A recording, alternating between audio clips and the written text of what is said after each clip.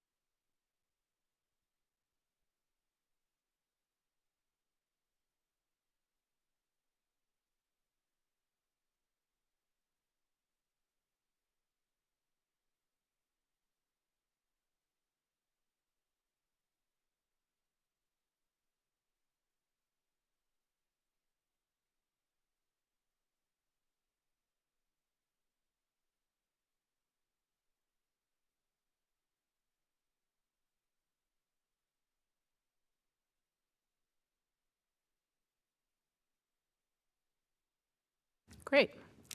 Good evening. Welcome to this workshop of the Hopkins School Board. We have kind of a unique schedule this evening. We'll do our workshop from 6 to 7 p.m. and then we'll do our annual organizational meeting starting at 7 p.m. Then our regular school board meeting will start at 7:30 p.m. We have one agenda item tonight for our workshop. It is our Hopkins School Board goals for this school year, which is the 23-24 school year. We set goals every year as a way to really keep us on track as a board regarding what we want to accomplish during a specific school year.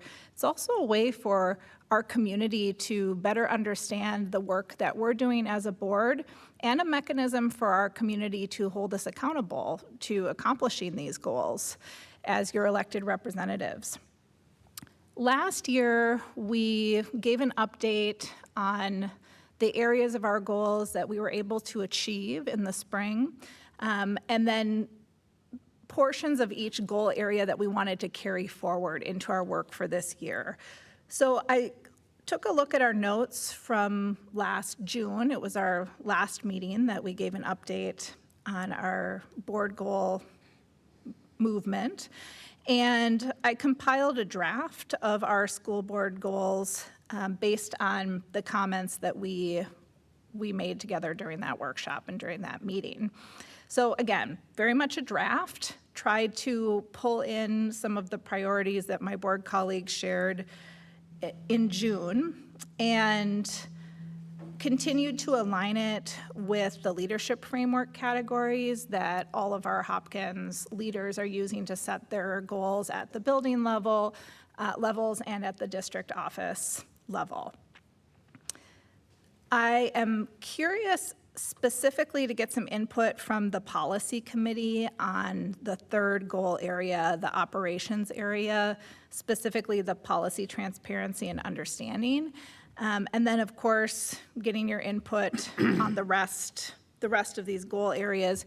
If we can come to an agreement, we feel like we're in a really good place with these tonight. One option is to add them to the consent calendar and approve them tonight.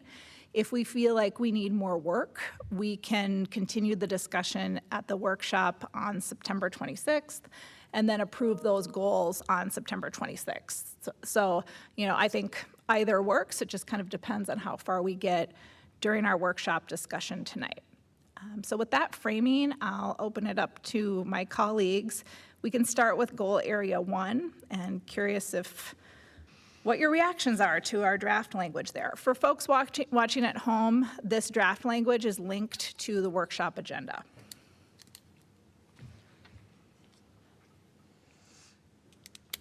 Jen, is there any way for you to share that on the screen? Only because my iPad just decided to do a full reboot and update, so I might be without it for a little while. I know. Elise, would you be able to share that? Thank you. Or Rachel can share with me too. We've got options. Sharing's caring. So goal area 1 is teaching and learning. And last year, we included school board professional development under that goal area. So just to clarify, that's our own professional development as a full board and as individual school board members.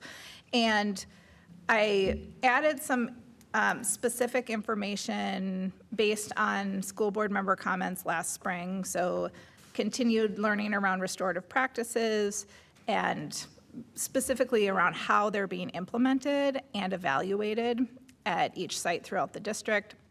And then I added some more specific language around how we're going to get that information. So during workshop presentations and site visits. Similar language around the personalized learning piece. Kind of a broader category for that third bullet point that opens up the opportunity for us to engage with school board members and school leaders on a national level and on a state level and bring some of these practices and learnings back to Hopkins. And then a mechanism for sharing out our learning during workshops and during our board member reports. So curious if you'd like to see anything changed there or some language added. Chair Westmoreland? Yes. I am curious how you are thinking, or anyone is thinking, that we would measure these. Would these be kind of on a self-report basis? I think that's kind of how we've done it in the past, and it's an important part of goal setting, is how will we know if we've succeeded? And so I was wondering if we had any thoughts. Yeah, absolutely. I think that there's, certainly a qualitative component to sharing our learning during workshop discussions that are around a specific topic. So for example, maybe a board member goes to a national conference and learns a lot about community school models and wants to bring that learning back to the group. Maybe we invite some of our school leaders, our principals who are working on community school models, and we have a workshop conversation together. That's one way that I could envision that sharing out piece working.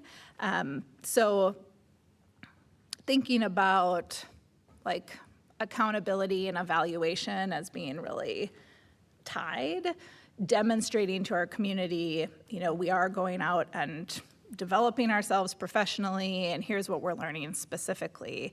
Happy to put in more specific language around how we might measure some of these actions, and would be curious to get your input. So I've heard, so either reporting in board reports or through agenda setting to continue our discussions. I happen to have just read also, now this isn't specifically about our goals, but I happen to have just read about the MSBA's 71-question anonymous self-evaluation that we could choose to participate in, and that it says it takes about 20 minutes to complete, so it would take one person initiating the survey, and then it would anonymously email this link. I don't know if there is any ability to kind of personalize it, but it does say it touches on a whole variety of topics, and of course, including, your district practices and your understanding of those. So is it a self-evaluation of us as individual leaders, or of where we see our board collectively? I believe it is the board collectively. My understanding is that one of us would email Gail Gilman with the MSBA, and she would kind of set up our group, and then we would each get a link. We can all respond to it by a deadline, and then you, our chair, would get kind of at the free level. It says, survey results and basic report are provided for no cost. Are we thinking of using this as kind of a pre-post, that we would take the survey now and kind of identify some areas where growth is needed, and then take it again at the end? Again, this is the first time that I'm hearing about this tool, so I'm just trying to understand how we might use it, Yeah. to measure. I think that sounds good to do it before and after. Maybe, yeah. Although 3 of us aren't going to be here next January, so probably want to do it, the post before then, or do with the with the new board members in January. I think timing's important on this. I agree with that. Well, I wonder if, as part of the goal language, that we say we will engage in pre-post evaluation, and then that leaves it open in terms of what specific tools we use to do it. Yeah. Yeah. Okay. And then additionally, possibly, so I would need to maybe ask the question, is it intended to be used as kind of a pre and post, or is it possibly intended, so it's, it talks about to start off your school year. So I think that possibly its goal, is to guide goal setting. Okay, I see. So I think that's the kind of tool that it is. So we could potentially take it before the September 26th workshop and use the data from that to kind of finalize our goal-setting process. That could be one use for it.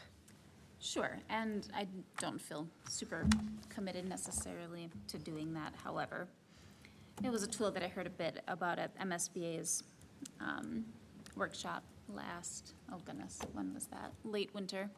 And then it was mentioned in their publication that I just received in the mail today. So I was going to say, I just got mine today. You've already read the whole thing. I read it. Impressive. Congratulations. I don't know that that's where I was going with that, but I'm open to using it in a variety of ways, or not.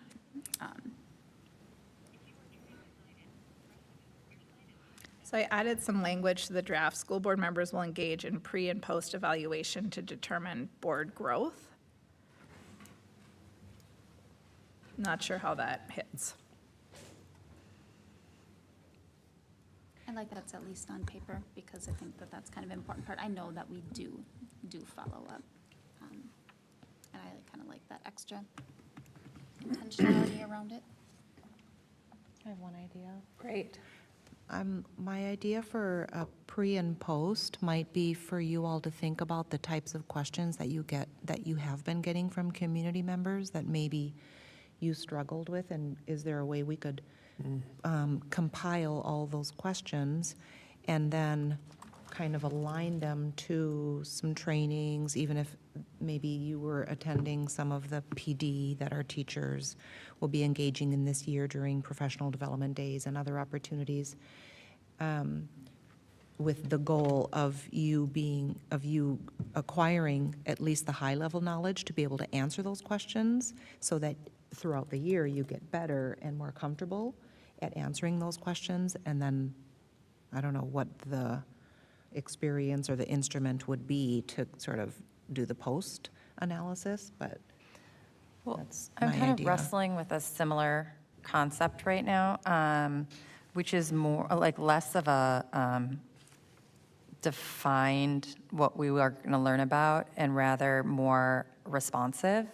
So figuring out a way to include some professional development, or even just allowing us to do deeper dives on current, like, transportation, right? Like, how do we get deeper understanding of more current issues that the board faces and gets questions on versus, and like, is there a way we take restorative practices, personalized learning, and next practices for equity and innovation, and kind of make that, because a lot of those play really nicely together, have that be one bullet point, but another one be maybe a more responsive professional development that is dictated by current status or community Like real-time outreach. Yeah, like more real-time issues or- issue troubleshooting, and even if it's not troubleshooting, just maybe deep diving. Mm-hmm. Because that's usually, I mean, our questions do tend to be more around immediate things like that. And how do Topic we, of the day or the month. Yeah. Or, uh-huh. So is our work developing a system to, in real time, identify those issues, communicate them to Rhoda, who then can help us get the information we need to be responding to community members in an informed and timely way? And then I think that information sharing can take multiple forms, right? Like, it could be a workshop conversation, or Rhoda does a great job of providing updates to the board around conversations that are bubbling up in the community, right? Like, here's some operational context around that. Yep. So that it could be really agile. So maybe the goal is that, like, one of the first things we work on is developing that system. What does that look like? Yeah. For identifying those issues and getting them into the mix quickly. absolutely. And, Jen and you and I talked about it either late spring at some point as well, about how there's always a crafted message, and obviously we don't do a reply all because of quorum and the email and all of that.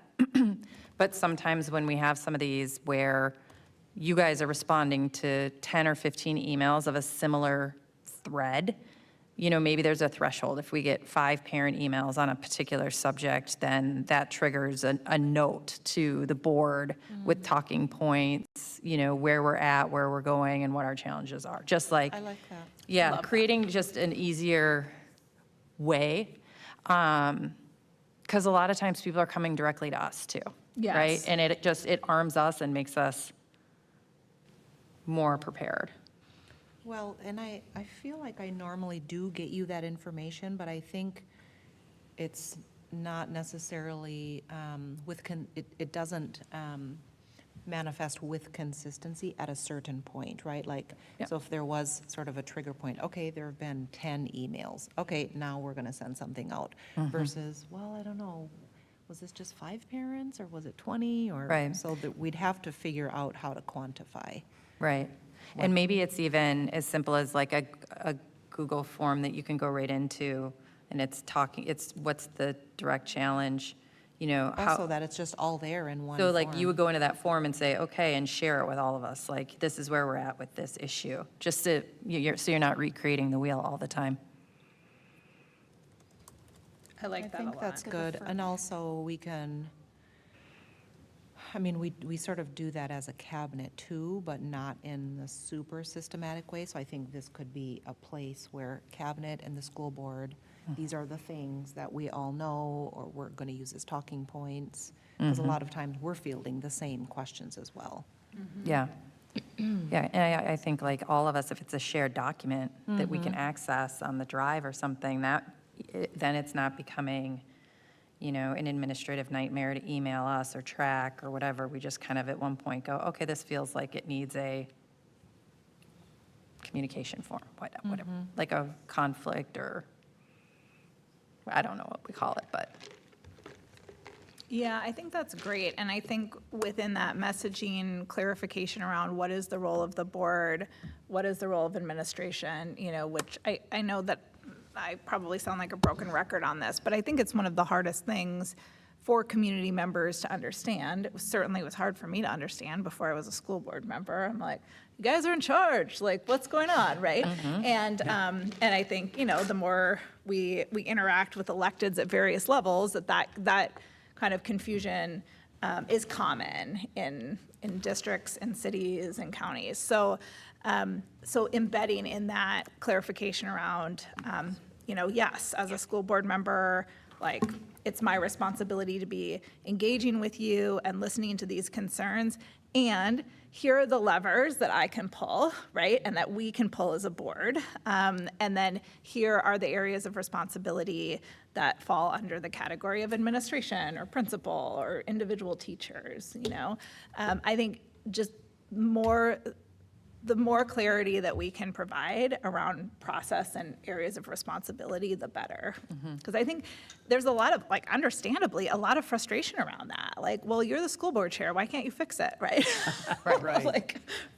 For myriad reasons. And now is probably not the right time to explain them all to you because you're frustrated, rightfully so, Yeah.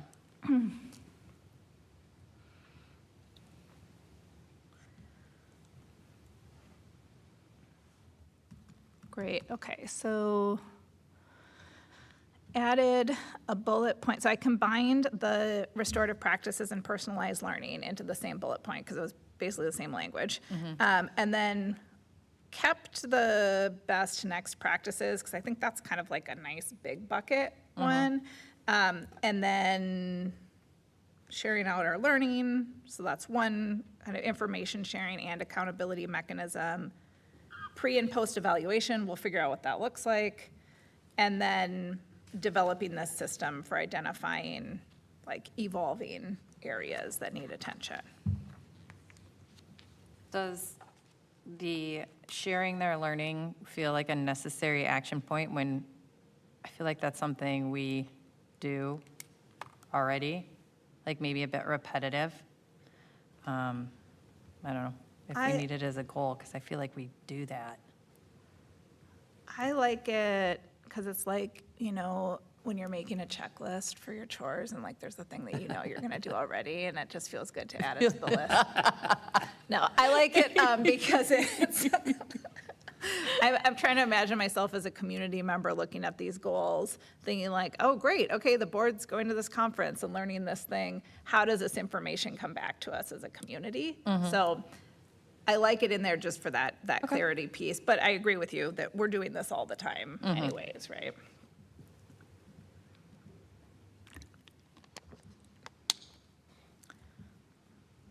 Okay, does that goal area feel okay, or do we want to spend a bit more time there?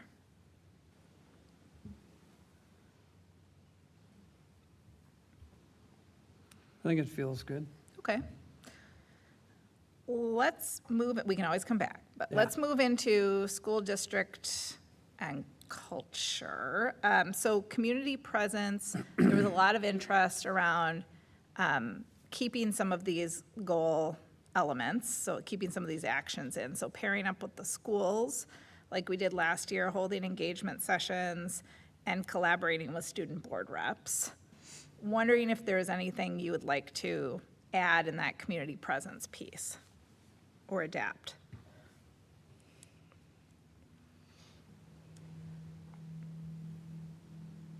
I guess I just have a logistical question about have we received kind of paired assignments, or are we sticking with the schools we were assigned to last year? I think that's up to us. One option, and this will come up in our next goal area here, is that we will, as Steve referenced, have a new board in January. So one option would be to keep our current assignments or pairings through December, and then redo those in January when we have a new board. But I think there are multiple ways to handle this, so.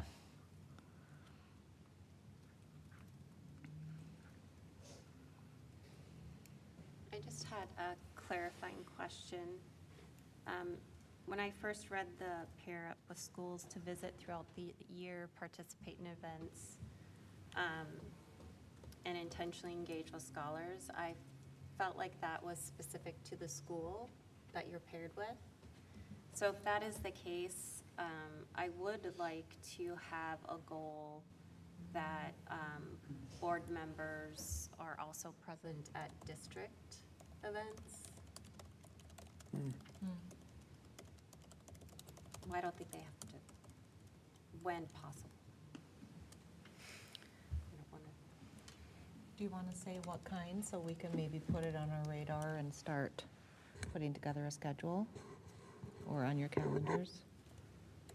Well, I think that it's always nice when, especially at the end of the year, when we're having lots of events to honor scholars or teachers, that I know it's always appreciated when It the is. school board members are there whenever they can be. Mm-hmm. So things like that, I mean, the district kickoff was amazing, and also conscious that not everyone can be at those events. So but big just- events. Yeah. Okay. Or, like orchestra concerts or Okay. that sort of thing. I think that the community members are always appreciative when board members are there. They are. So, Yeah, I like that. It makes it more expansive and clarifies that we're not just engaging with our assigned school communities, Right. but we're mingling, and that like, it would be okay for me to come to Glen Lake, even though that's not my assigned school, for example. Right. You can show up. No one's gonna kick me out.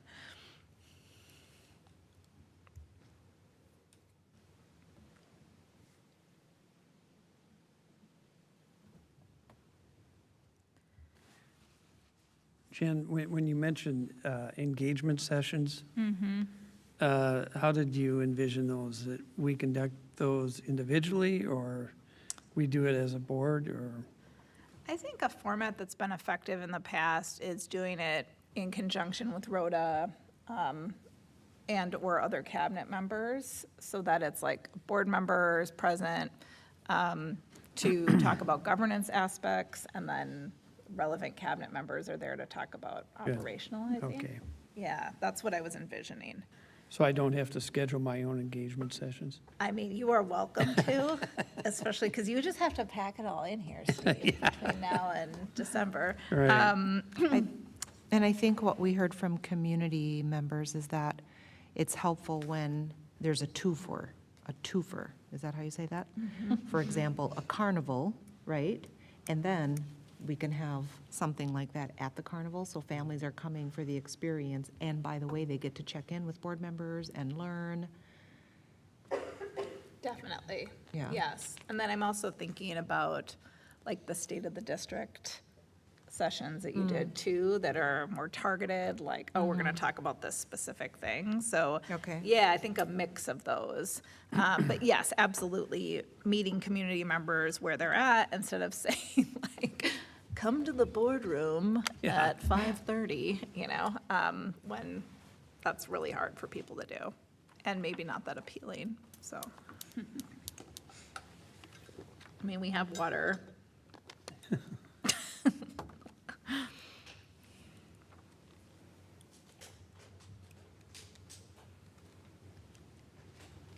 Then keeping that bullet point related to student board representatives pretty general, so that depending on the priorities of the student board reps, we can really be flexible with that.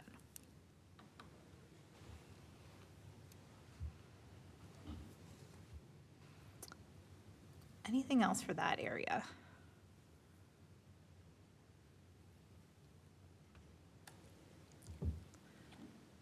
So looking at some board culture building, so we will have 3 new board members in January. We will have 1 returning board member, Vice Chair Andreessen.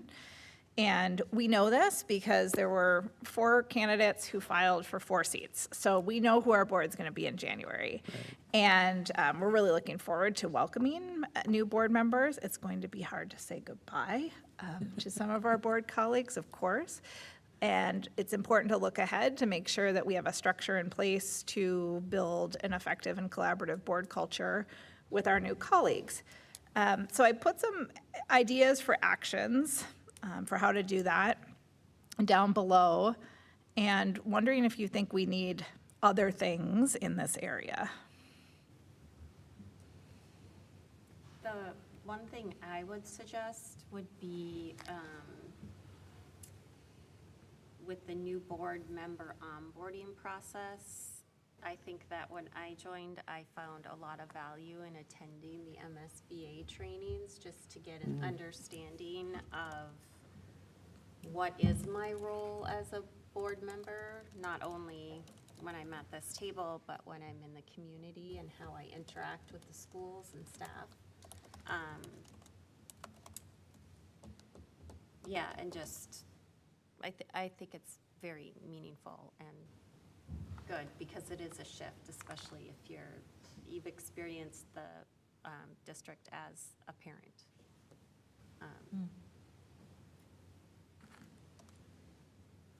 So I added some specific language there about MSBA Oh, as being part of the holistic onboarding.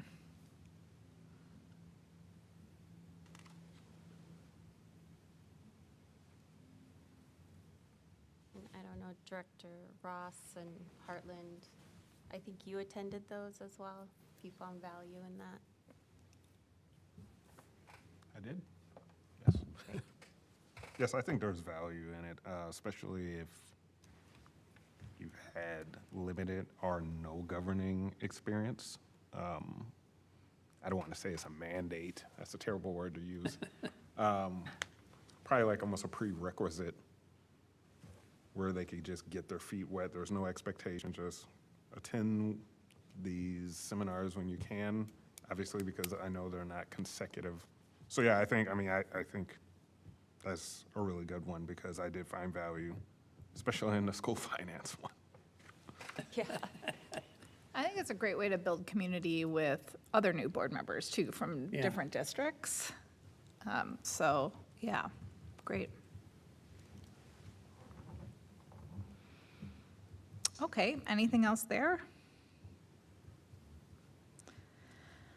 Operations, I kept this divided into 2 categories like we had last year, so the fiscal piece and the policy piece.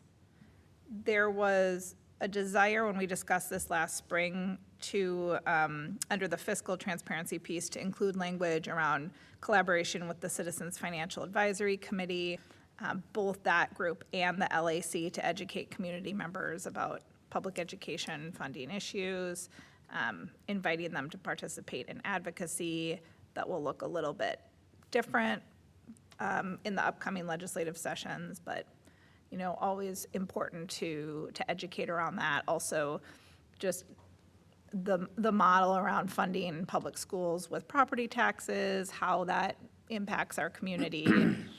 I feel like we obviously talk about that throughout the year, throughout our budgeting process, and it becomes like a more publicly visible issue during our truth and taxation hearing. And I think more holistic conversation around that could be really helpful for us as a community.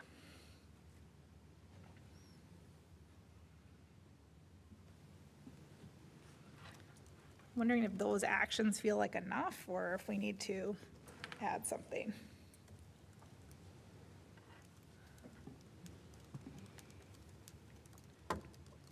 When you talk about budget education and engagement sessions, does that mean for the board only, or are you thinking to include community members? I'm thinking to include community members.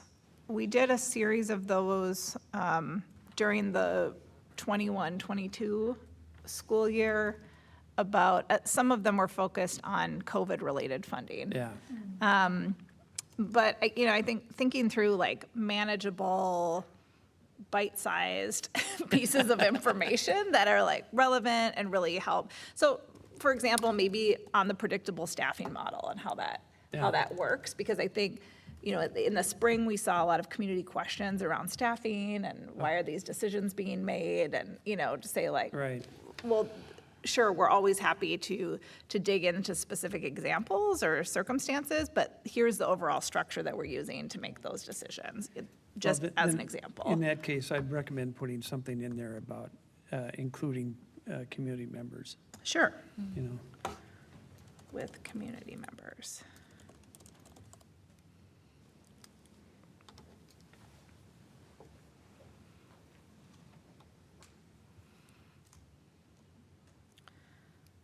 So policy monitoring committee, wondering what you would like us to include as actions.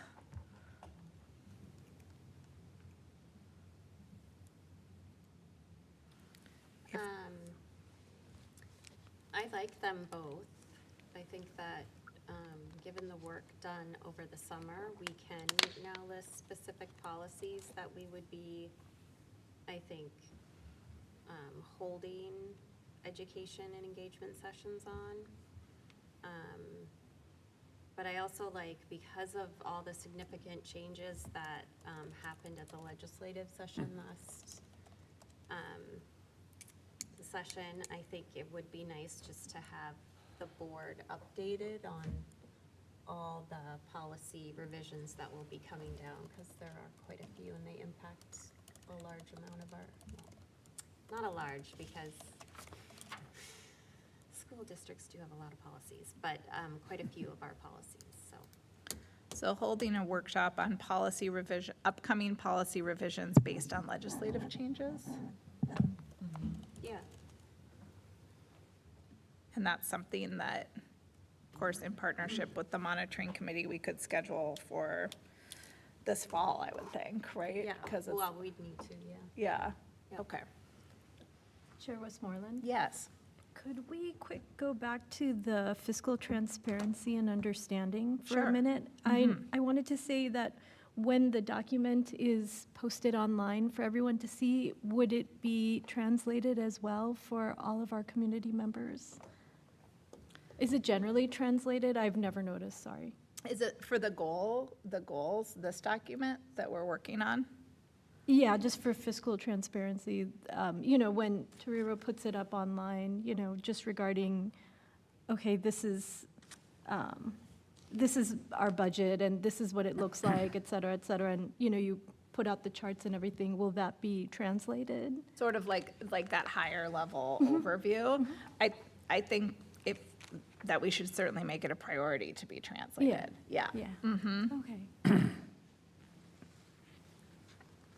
Great. So maybe we could add an action like around accessibility. Yes. Yeah, okay. that would be great. Yeah. With translation services or something, I wouldn't even know how to, word it correctly, but,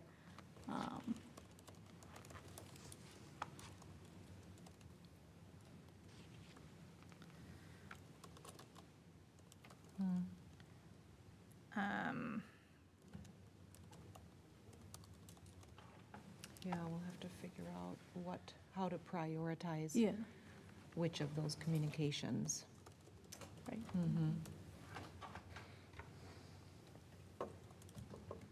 You would think with all the AI, there would be, Yeah, an Maybe. automated translation that was a little bit more error-free. They're Yeah. getting better by the day. Yeah. Yeah.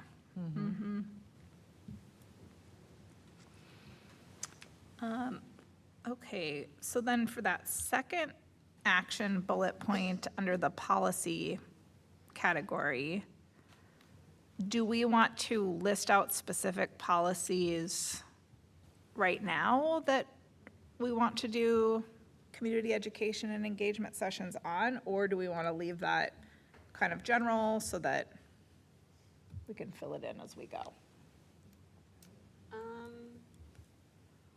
I think, how about I'll email you? Perfect. Okay. So partner with assistance in policy and education, policy, education, and engagement sessions with community members. I think we could say on, I would just say policies, because one of them is new. on new and revised policies. Yeah. Great.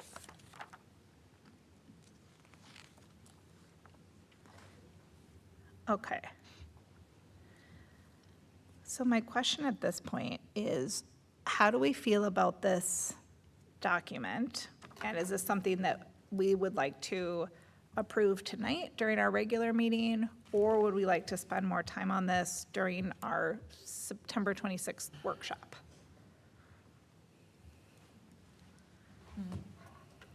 I'm fine with approving it Yeah. tonight. So am I. I think we could approve it tonight. Sounds good.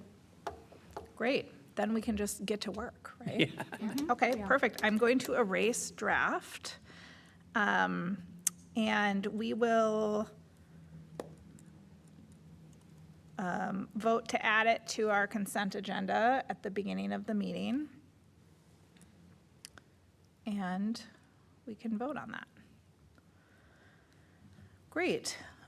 So I also wanted to talk about our board retreat for the fall.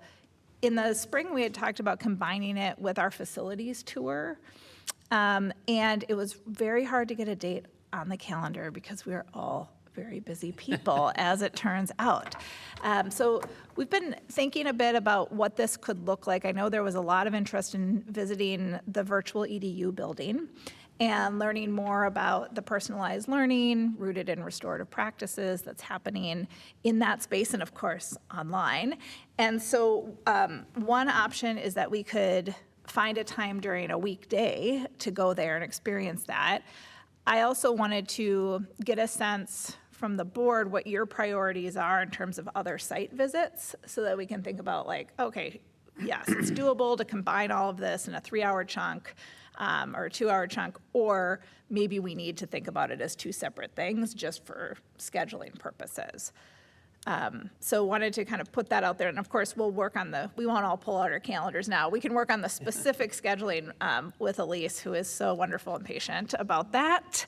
But just wanted to get a sense for some of your priorities regarding site visits and if you're still interested in the virtual EDU piece. I love site visits. Yeah. Take me wherever. Great. That's easy.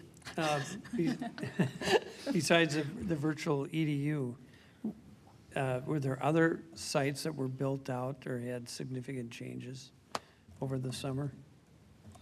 A new certified nursing assistant classroom and lab at the high school. Yeah, The pavilion program, which used to be above the ice rink, is also at Hopkins East, which Oh, we're okay. calling the virtual EDU and the PAV Yeah. spots. And then parking lot at Glen Lake. But I was gonna say, I would want you to like see to that visit the parking lot. parking lot?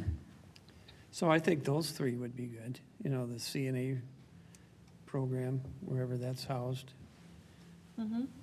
I saw the bed there the other day that they got, hospital bed.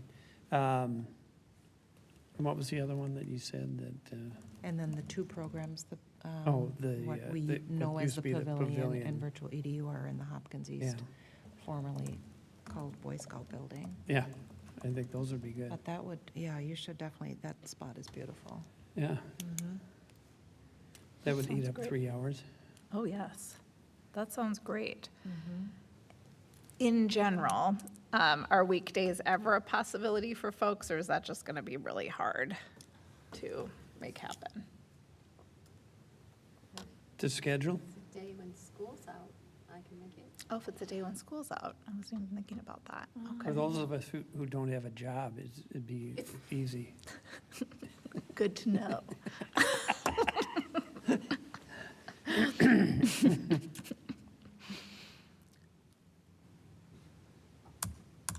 All right, well, Elise and I will get back to work trying to find a date, but this is helpful because it gives some direction. I was like, I don't want to work really hard to find a date to do something Yeah. that nobody wants to do. So this is great. Now we have some direction around what we want to do. Since I have you all, a question that came up today is we're changing over our phone system. And Elise and Scott were wondering if we want individual phone numbers like we've had in the past. We also have a board, I see some strong opinions forming over here. We also have a board number that people can call, and then we have the voicemail number where people can call, leave a public comment voicemail. I would say, like, by and large, when people are trying to get a hold of us, they email us. That's kind of the most popular way, and then oftentimes I'll say, hey, it would be great to have a conversation about this. What number can I call you at? That type of thing. So wondering if you want an individual district number, which means you would have to check a voicemail regularly, what your preference is there. Do you? Have an opinion? Katie wants one. I don't even check my personal voicemail, so, You sound like yeah. my 96-year-old dad. Complicated. Well, I did get, during the school year, I would routinely get people calling and leaving messages, so I think we need to still have that as an option. Do you think that we should have one for the whole board? No, You want individual? individual. Because a lot of the people who would leave messages for me, it was a specific message for me. For you, okay. Now, there is also a lot of spam, but, I can deal with it.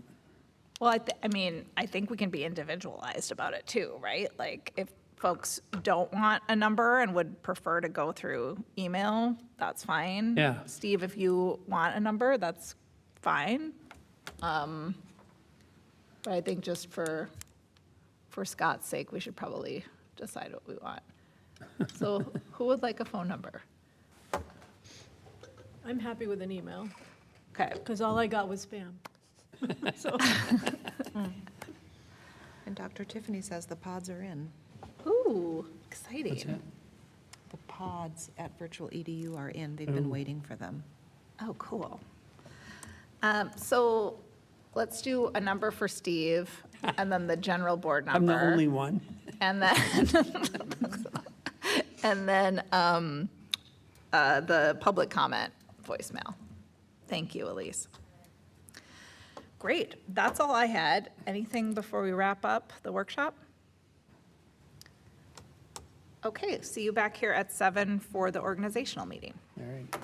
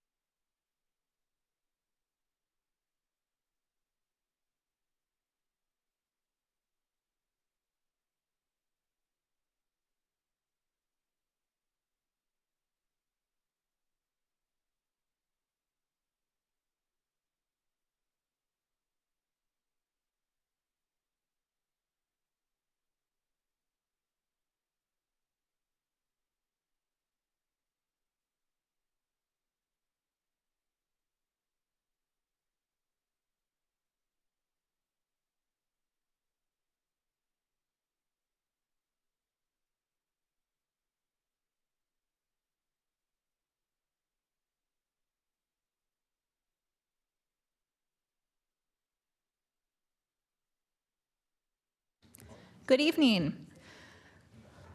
Welcome to this organizational meeting of the Hopkins School Board, which is called to order at 7:03 p.m.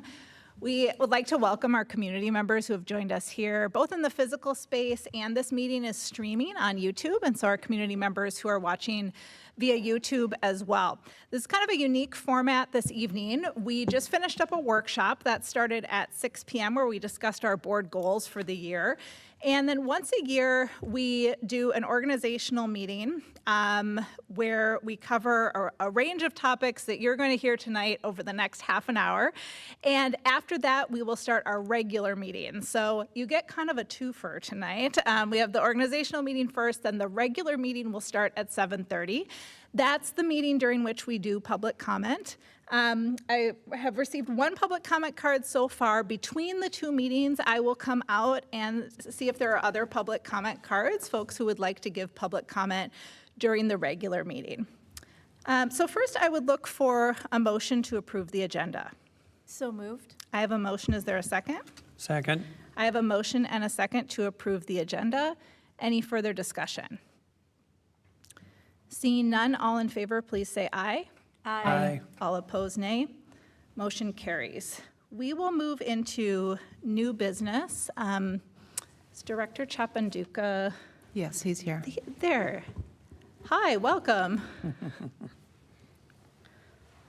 So our first new business item will be the resolution designating depositories for school funds. And Director Chapanduka will give us the background on that. Good evening, Chair Westmoreland. Good evening, Dr.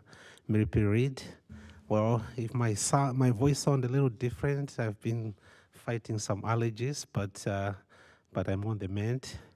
And welcome back to school year 23-24. We are glad to have you all. Yeah, so these are actually routine matters of the district on the administrative side. So the first resolution we have is the resolution designating depositories for school funds. The district uses a number of financial institutions for our daily operating activities. So we use US Bank and the Minnesota School District Liquid Asset Fund for our daily checking, our payroll, and of our other daily depository requirements. We also use a number of financial institutions for our investments. We do have trustee and trust funds, which the district holds on behalf of our different stakeholders. So those funds are managed through a number of institutions. We have CBs, which actually manages our other post-employment benefits, trust obligations. We have Fidelity and MetLife. They manage our 403B retirement funds. We have the public financial management through the Minnesota School District Liquid Asset. This is the institution which receives all the deposits from federal and state funders, and then they will distribute it into our US Bank. We also have other cash transfer accounts which are managed through US Bank, as well as the Minnesota School District Liquid Asset Funds. We call it MISLOF. We have our custodian on the investment with our collateral with US Bank. We also use other different, financial institutions in terms of when we sell bonds or when we receive bond proceeds. So this resolution is requesting the board to authorize the use of these financial institutions for fiscal year 23-24. Thank you, Director Chapanduka. Any questions from my board colleagues?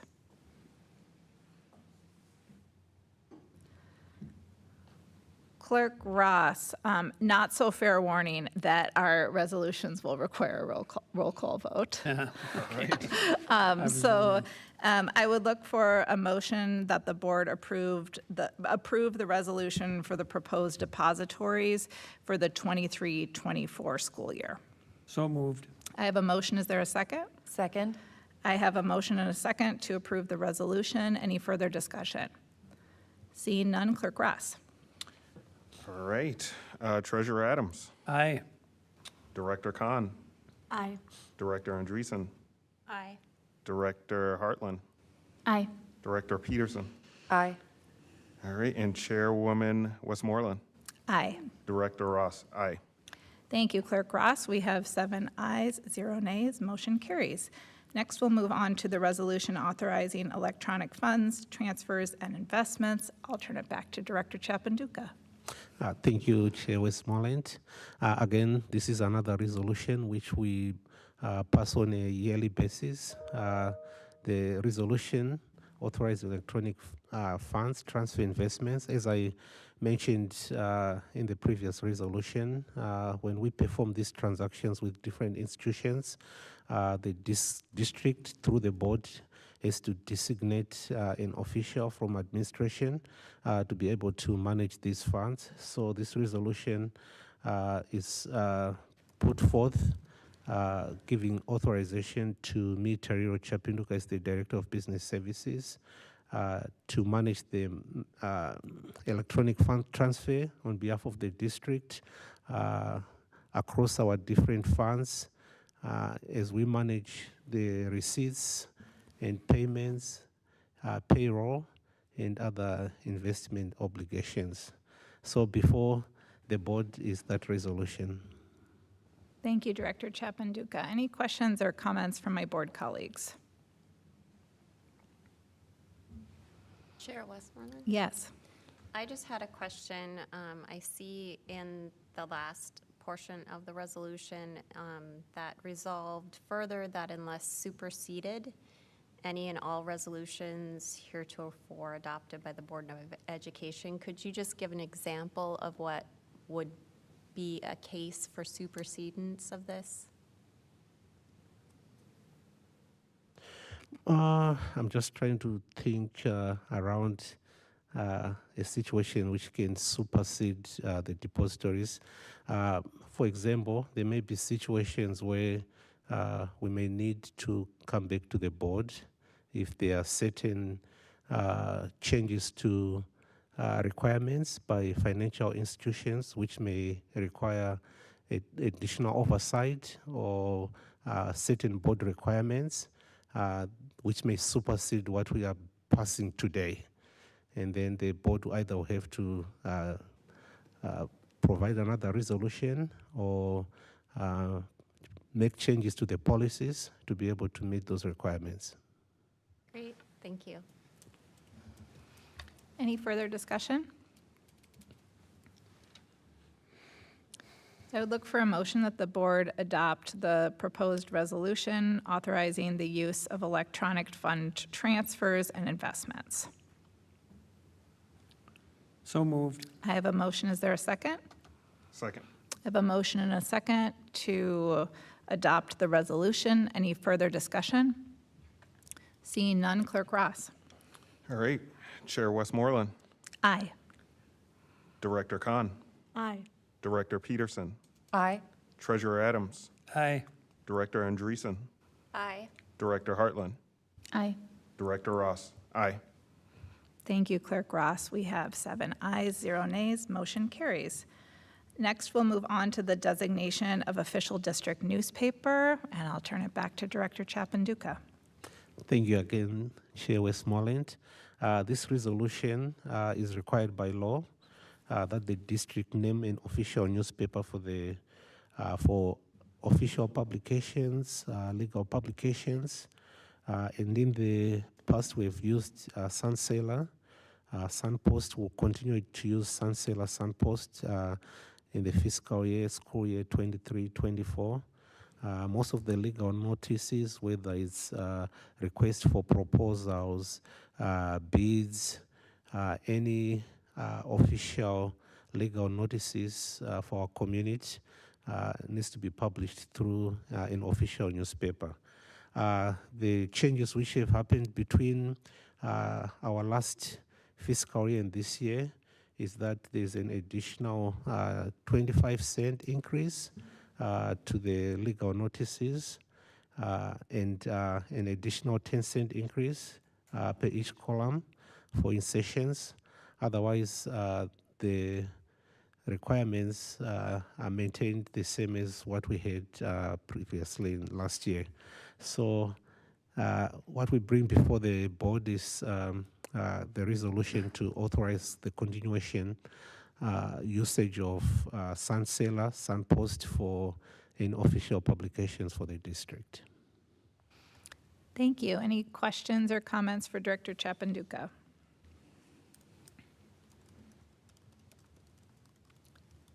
This is not a resolution, so we can do a voice vote. So I would look for a motion that the board designate the Sun Sailor, Sun Post publications as the official newspaper of the Hopkins Public Schools for the 2023-24 school year. So moved. I have a motion. Is there a second? Second?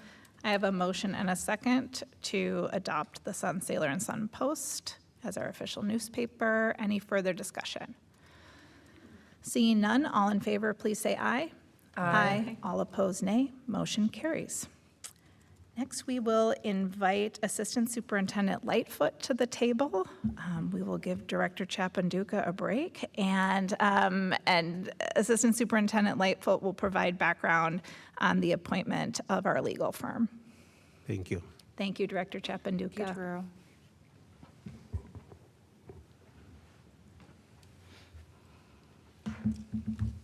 Good evening. Good Good to be evening. with you all. The appointment of the legal firm, as you will note, is outlined in the detailed materials for you regarding rates on the hourly basis for the assistance that we need when we seek counsel from outside of the organization. It is identified in the notes that we would be using Ratwick, Rozak, and Maloney law, and then on any necessary basis, upon consultation with them, may seek additional outside counsel based on a specific area of needed expertise. Thank you. Board member comments or questions? Chair Westmoreland. Yes. Director Lightfoot, how do these rates compare to last year's rates? Have they increased or? Slight increase, yes, Okay. but they still remain below average as far as outside counsel is concerned. All right.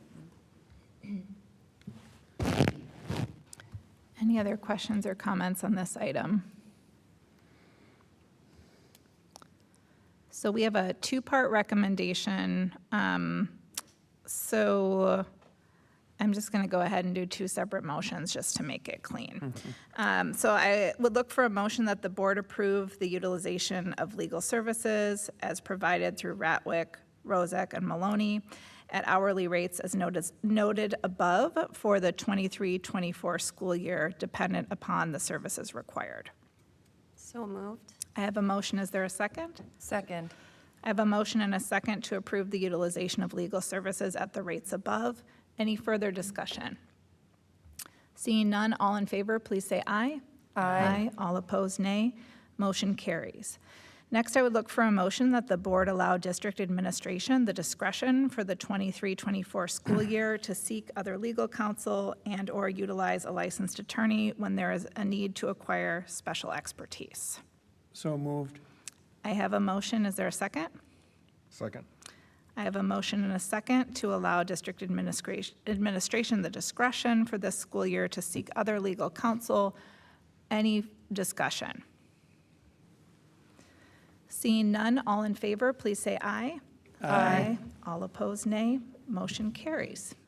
Thank you. Our next agenda item is review of School Board Policy 253, which covers board member compensation and expenses. And I'll turn it back to you, Assistant Superintendent Lightfoot. Certainly. Policy 253 does identify that the rate of compensation that will be paid to board members is the rate that is determined at your organizational meeting. So as such, it is this space and this time at the board to consider that.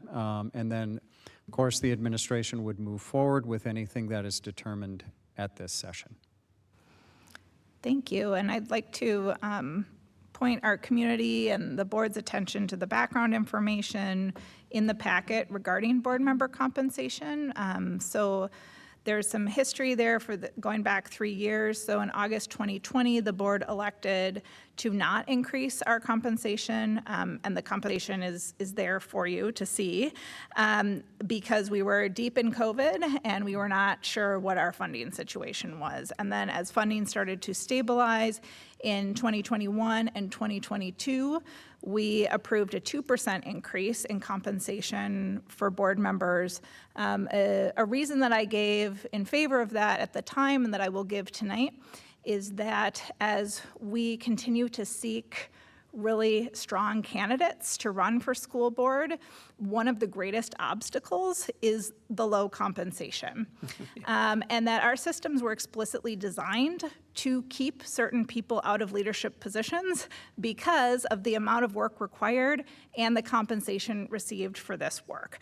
You know, we joke that it's like 15 cents an hour when you divide it all out. And some of us are in the position to really take this on as essentially a volunteer job with a slight amount of compensation. There are other folks for whom this compensation is crucial to them serving. So I think about people who are, for example, members of the sandwich generation, where we are caring for young people and we are caring for our elders. And our resources are really, really maximized.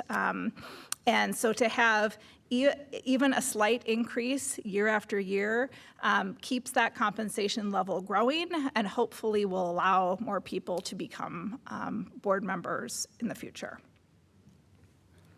So that's my piece, and I would open it up for other comments around. So I guess I would be advocating for a 2% increase this year. As would I, Chair Westmoreland. And in fact, I will make the motion that we increase school board director compensation by 2% for the 23-24 school year. So I have a motion to increase school board director compensation by 2% for the 23-24 school year. Is there a second? Second. I have a motion and a second to increase compensation by 2%. Is there further discussion?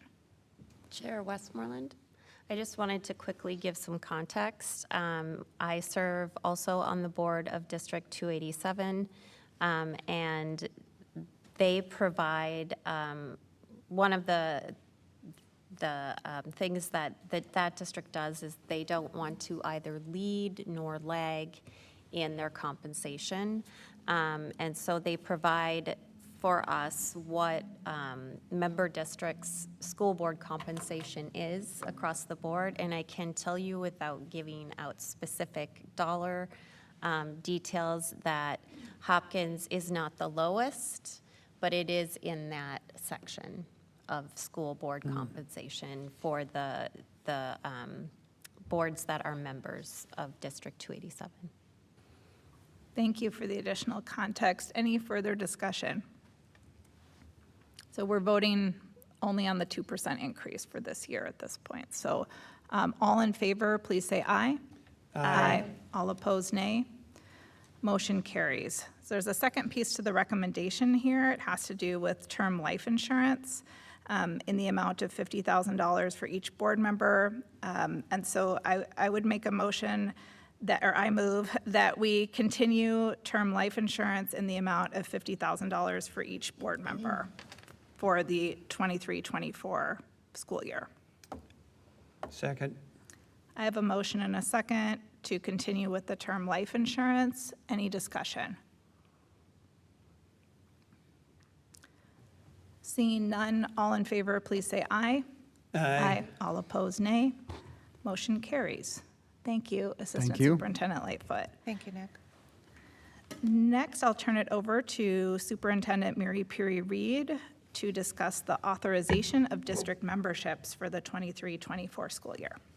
Thank you, Chair Westmoreland. So District 270 belongs to several education-related associations, and several of them have fees. So there is annual action required to continue participation.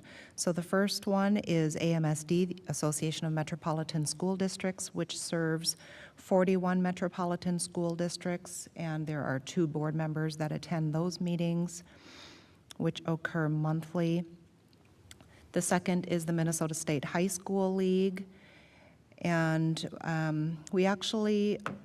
the Minnesota State High School League would like us to play the video more than a membership partnership video. So if we can maybe we can do it at another time, but we all did commit to playing the video so that our board members are aware of the nuances of that partnership that we have with them. And then the Minnesota School Boards Association is the third one for your review, and the last one is the National School Board Association. And all of those have annual fees, and they're in your packet for review. I think we have time to play the video if it's queued up before we publicly affirm our commitment to be active members.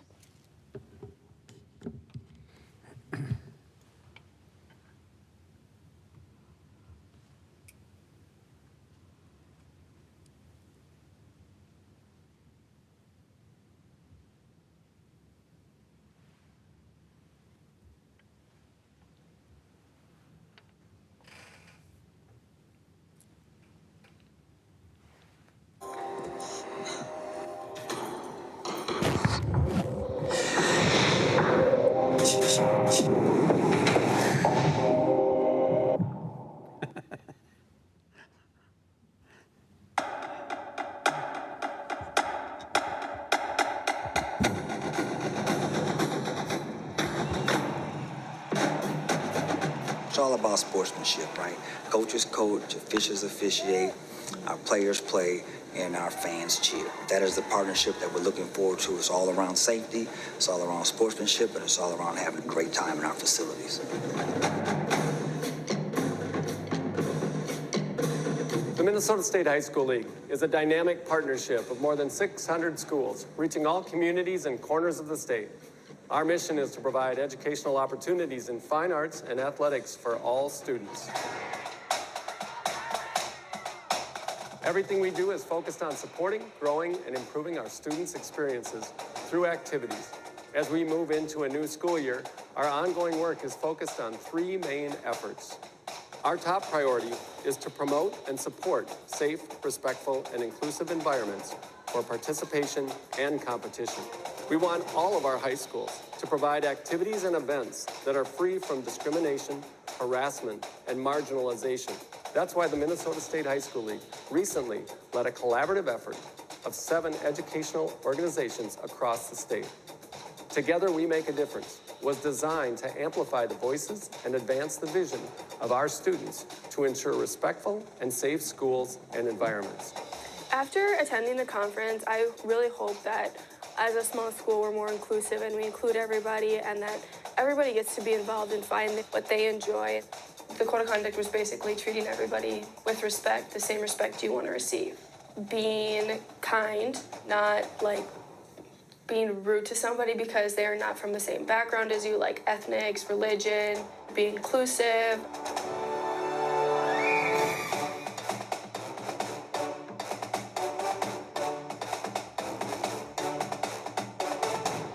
It's important to feel safe because within that you're able to perform the way you want to and you're able to give the results you want to. In my personal opinion, when I'm not comfortable, I'm not giving all I can. Playing in an environment where you feel comfortable, you feel safe, you're going to be playing at your best because you don't have to worry about other distractions. It takes a team of dedicated adults to provide the kind of programming our students deserve. That's why we're focused on recruiting, retaining, and supporting our coaches, officials, and administrators. As an education-based activities director, there's nobody more important than the coach or advisor for our students, whether it's in the fine arts or athletics, because we know that each child is one caring adult away from changing their path of their life. If you look at or listen to any successful person talk about how they got there, they never did it alone. There's always a mentor And so we need those types of leaders in our schools today to help our young people understand what it means to be a strong, supportive person within their community. I enjoy officiating for the people that I work with. The camaraderie with them is the thing that makes it enjoyable. There's coaches that make it enjoyable. There are students that make it enjoyable. We're somebody to help make the game better. We're there to make the athletic contest better. We're always looking for new officials. I think just from gaining awareness and visibility on the role of officiating and how important it is. So definitely I encourage anybody that is interested in officiating to reach out, and we have a lot of resources and a team to help out. Sometimes the most enduring lessons our students learn happen through activities beyond the classroom. So it's our goal to focus on enhancing the education of students through a broad range of opportunities that extend the traditional curriculum. When alumni come and talk to me, the one thing I always hear is, they remember those big moments, but they also remember what led up to them. Everything that they've done to prepare and how those coaches and those experiences have helped prepare them. These events and experiences will stay with our students for their entire life. The relationships that they build in these extracurricular arts and athletic activities, the competition, the sportsmanship that they learn, all of these things will help them be successful citizens, help them be successful employees, business owners, and just positive contributing members to society. At the Minnesota State High School League, it's about more than membership, it's about partnership. Because when our member schools commit to common principles and expectations, we all share the responsibility to provide safe, respectful, and inclusive activities for all of our students. To do our best for student athletes and participants, we need to be good partners to one another and collaborate with other schools and the Minnesota State High School League. As school districts, we know our students best. We know our families and communities and caregivers best. And to partner with the State High School League is really to work collectively to make sure that everyone participating in these wonderful events has a safe, welcoming environment where they can thrive and be successful. I'm just super excited about where we are and also where we can go and continuing to have these conversations to provide great high school experiences for kids. Nothing is more important than the well-being of our students, and participation in activities is a great way to enhance our students' overall health. I think it's really, really important that every high school student finds something to be involved in. Finding some way to get involved in your school and in your community is so important. It not only positively benefits your mental health, but helps you improve as a person, helps you grow, helps you make connections with other people. These activities have helped shape who I am because it makes me understand the importance of being in something, and it has helped me for the future because these activities help you gain skills such as time management and communication. Giving students these valuable opportunities is the mission of the Minnesota State High School League. And looking around the state this year, we've seen high participation numbers, packed venues, and enthusiastic support from school communities. And together, we have a bright future ahead. On behalf of the Minnesota State High School League, I want to thank everyone in all of our member schools for your continued active support, because it's about more than membership, it's about partnership.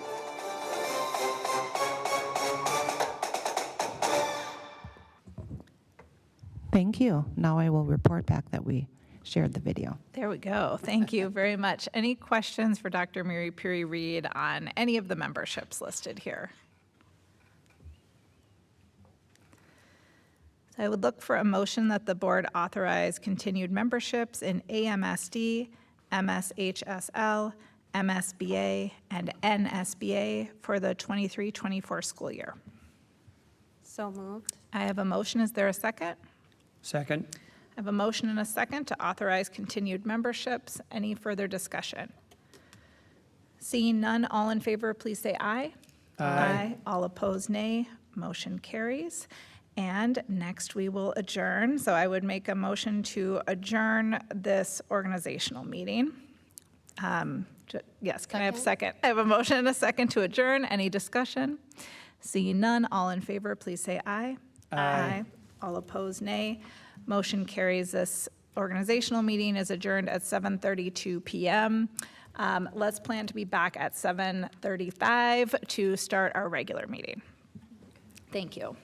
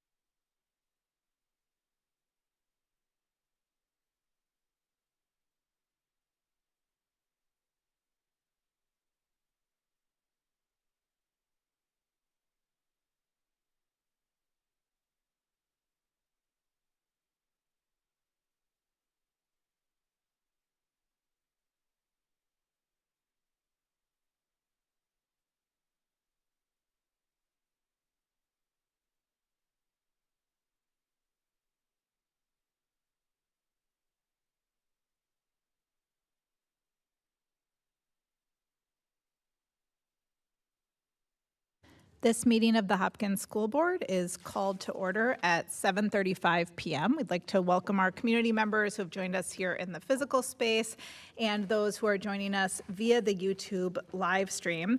I'd like to go around the table so that you know who is up here representing you this evening, and we will start with Director Hartland.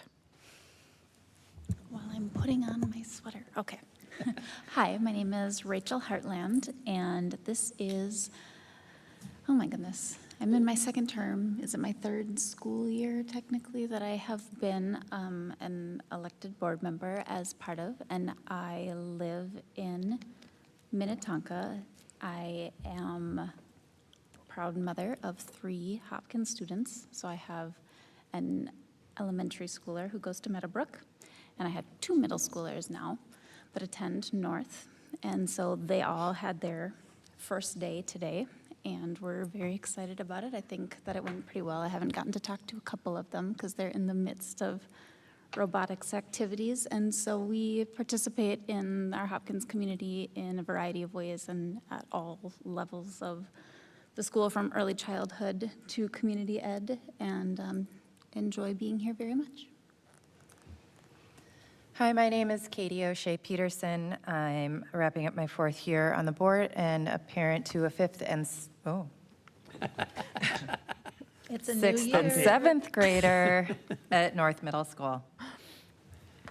I'm Steve Adams. I'm in my 12th year on the Hopkins School Board, and proud parent of 2 graduates from Hopkins who attended schools in the Hopkins district, K through 12. Good evening, I'm Rhoda Murray Peary-Reed, Superintendent. I'm in my 7th year. I have a 6th grader at West and a 10th grader at the high school. Jen Westmoreland, she, her. I am in my 6th year, my 4th year as chair. I'm a proud graduate of Hopkins High School and parent of a 7th grader at West Middle School. Hi, everyone. Welcome. My name is Shannon Andreessen.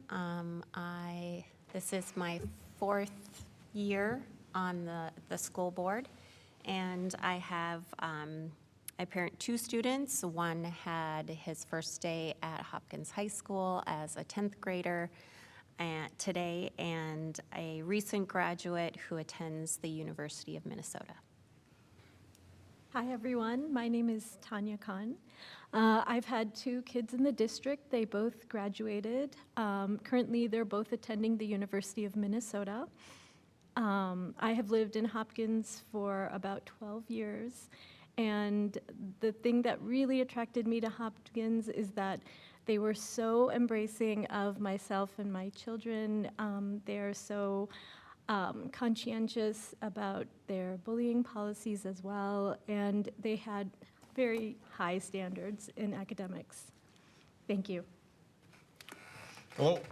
Hello, my name is Jason Ross. I have 2 5th graders and I have 1 2nd grader, and this is my 2nd year on the school board.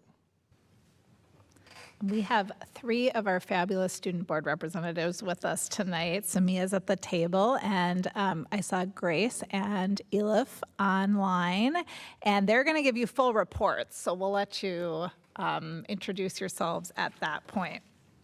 So our first agenda item is open agenda.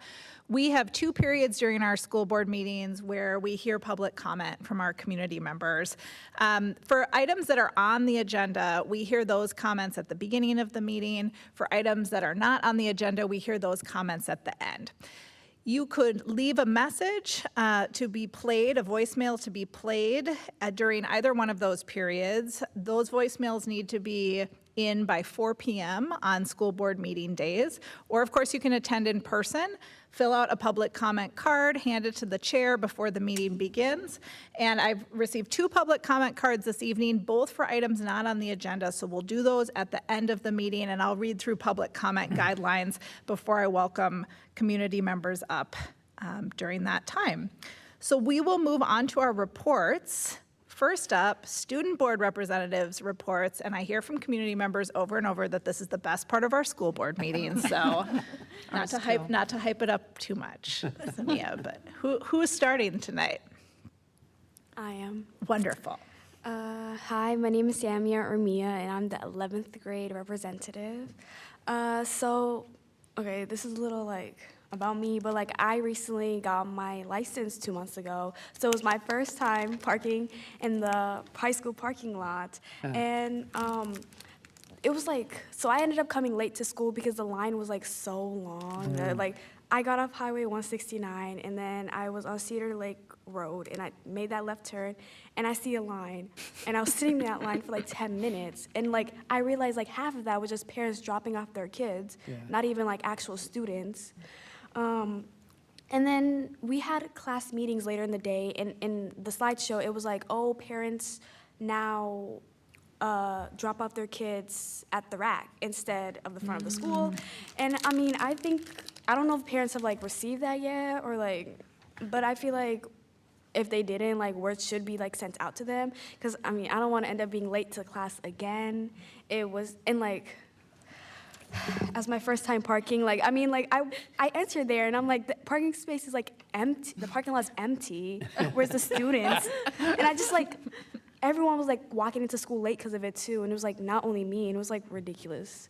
And then I did mention we had class meetings. During those class meetings, they basically just like refreshed what we did past years, you know, don't be late, 3 absences, and like, you know, you're gonna get detention, et cetera, et cetera. And then, okay, so a lot of kids in my grade specifically, because I am the 11th grade representative, but they were talking about how like how they're like upset about the lunches because a lunch specifically is at 10 a.m. And like no one wants to be eating at 10 in the morning. We're here for like 2 hours and then we're already eating.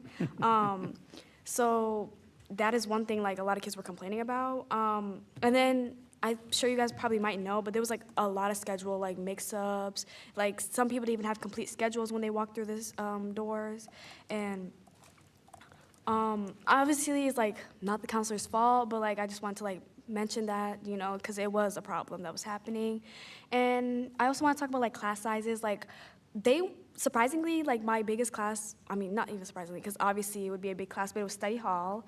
But all of my other classes were like normal sizes, and I mean not even the hallways were crowded either. Like the 9th graders being in the school actually fits perfectly.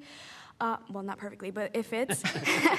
But the only problem was like during lunch, there was like no lines. Everyone was like in a mob, just like trying to go through those doors, and it was like. And then my last thing I want to bring up was transportation difficulties. I know like a lot of kids, they had buses last year, and then this year they're like, oh, where's my bus? Like problems, and like with me, like I had a friend who I literally had to like drive home because like she didn't even have a bus, even though she did last year, and she like lives like in the district, basically, so she should have a bus. And I mean, other than that, like, it was a nice school day. Everything worked perfectly, you know. It was nice having the 9th graders in our school and 10th graders. And that is all. Thank you. Thank you. It's great to see you. Thank you. Congrats on your license. Seriously. Thanks. I remember that like mob thing going to lunch when I was in high school. So like I can totally, you brought me back to that feeling of being like pushed through the doors.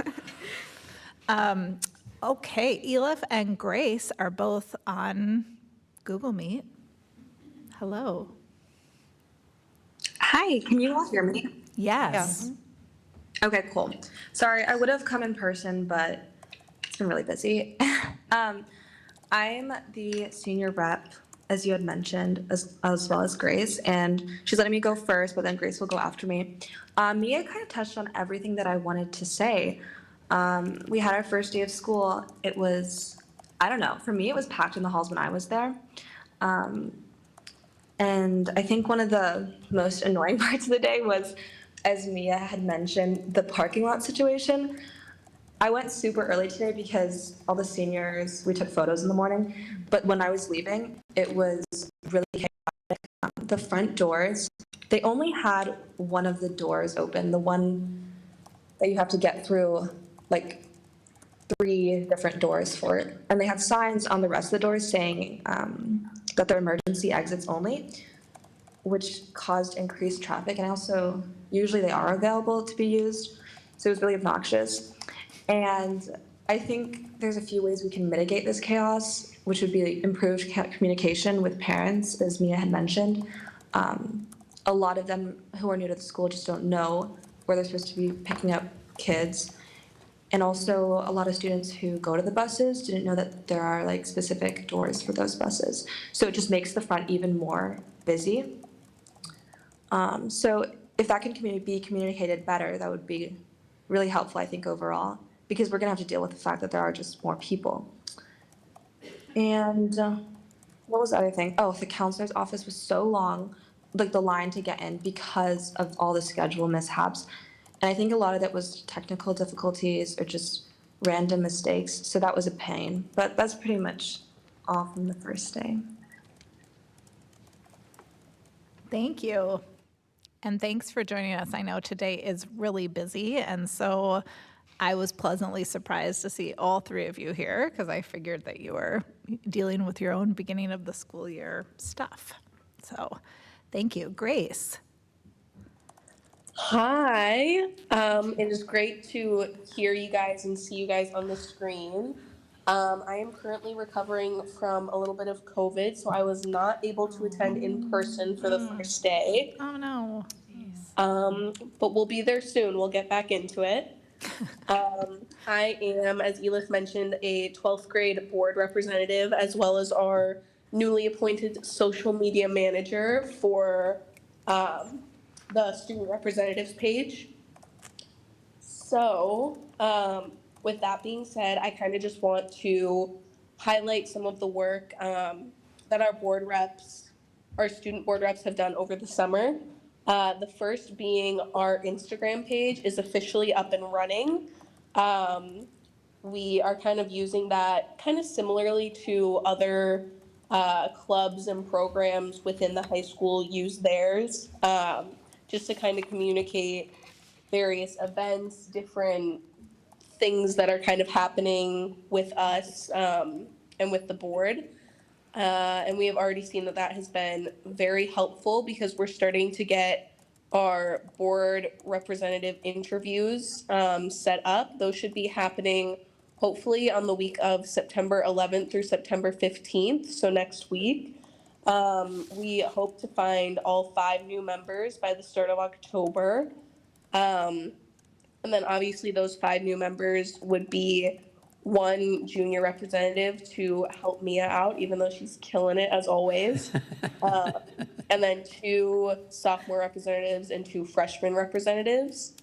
And then I also wanted to mention open house was a big success. That was on the 31st, I believe.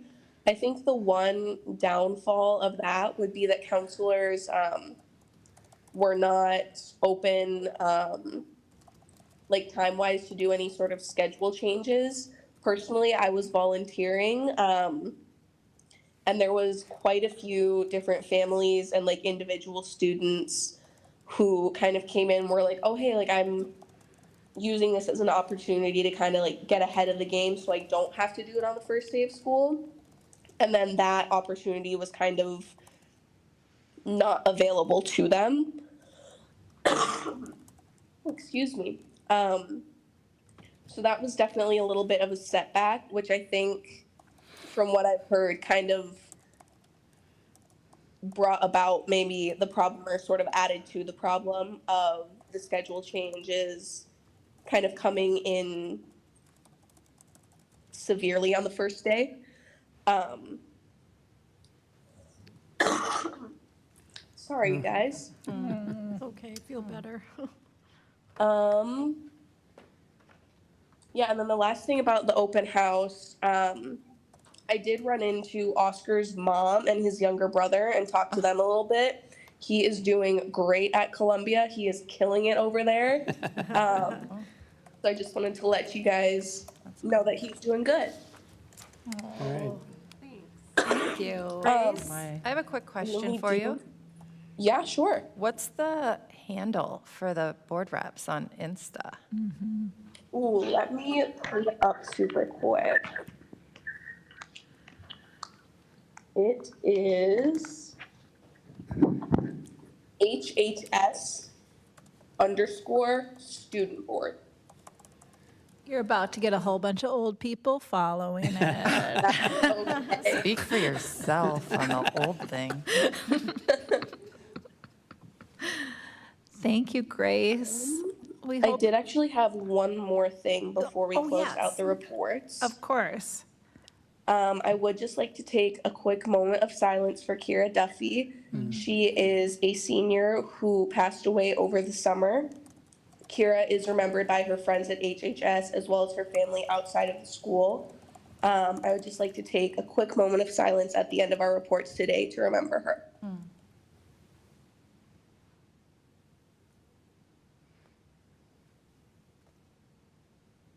Thank you, guys.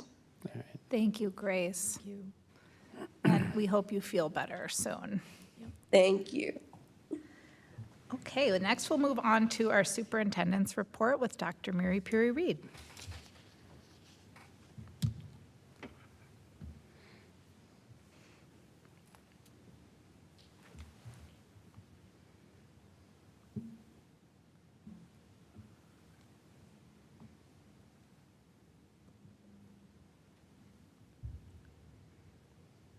Elise, do you mind presenting for me?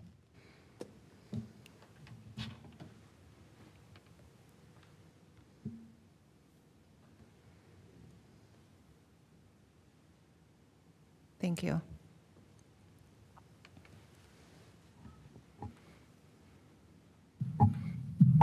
Okay. Oh my.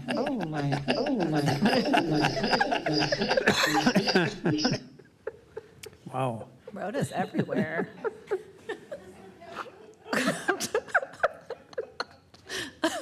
Testing.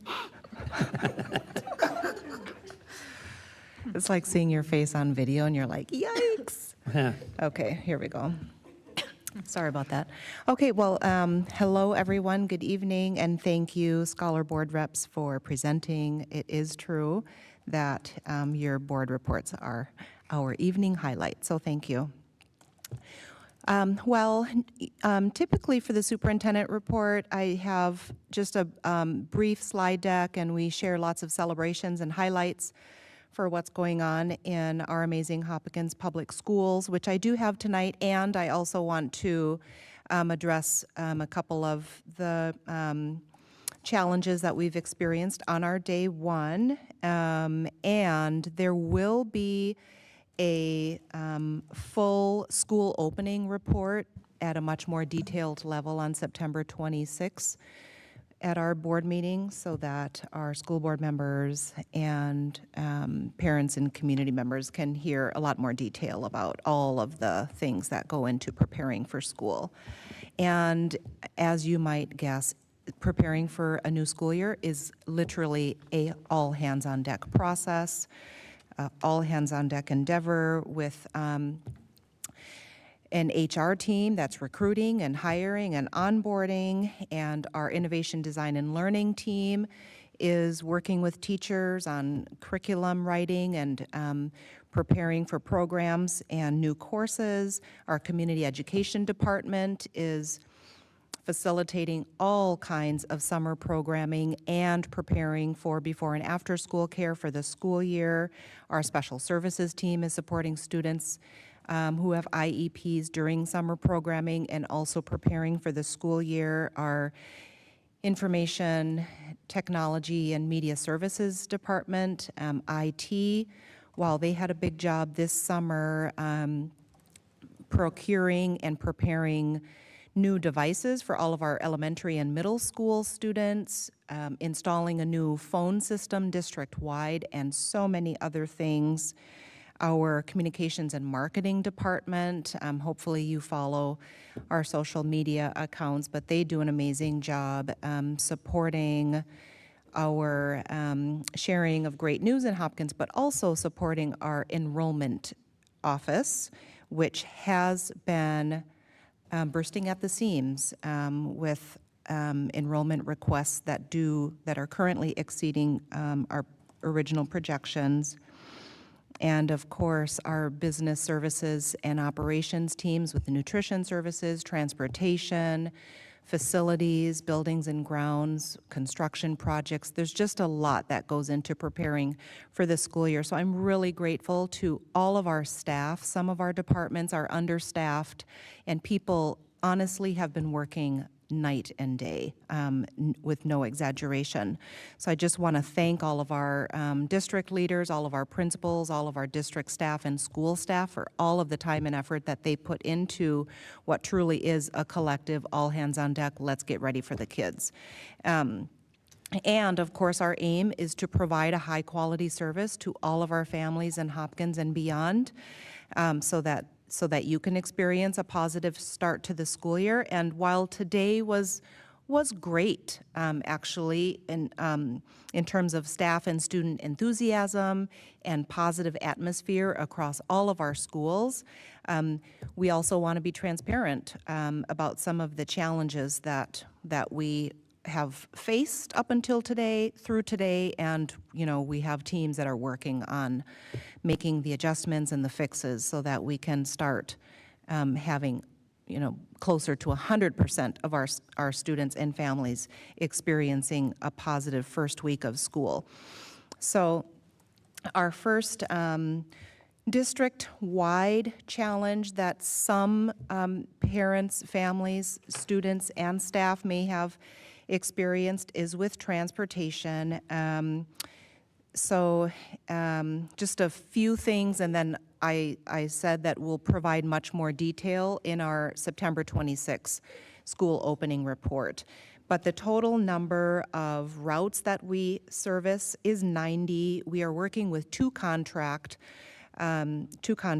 two providers, Lake Country Transportation and MTN. And we also have 4 district-owned buses. So we're still examining the number of routes that didn't show up either on time or at all in the morning and in the afternoon, and how many students may have, gotten on the wrong bus, or how many students' bus information was incomplete. Those data points are things that we're still looking at. But some of the variables and the factors that we are contending with around transportation, number one, there's a lot of traffic congestion. One of our student board reps mentioned that during parent pickup and drop-off, but also there's a lot of road construction, so our bus drivers who do practice their routes prior to the school, if construction patterns change, then that sometimes is an impediment to getting to stops on time. There were a lot of schedule changes due to the 6th and 9th grade transition this year. And so, it just puts an extra strain on our system, and we're still working through literally student by student, school by school, to get accurate routes to our families. We do have a driver shortage as well, which is why we are partnering with 2 transportation providers. So we not only have a driver shortage, but there's a bit of understaffed factor in our call center at our transportation department. And so we are continuing to work behind the scenes on fixing all of our transportation issues, and I do personally apologize to our families, students, and staff who experienced a missed bus or some frustration, or really like sheer worry and confusion for parents of maybe a kindergartner or a 6th grader just starting middle school. That can be a lot of stress, and we are aware of that. And we apologize, and we also ask you for your patience and understanding, and we're continuing. We do have a team that is continuing to work on the transportation issue.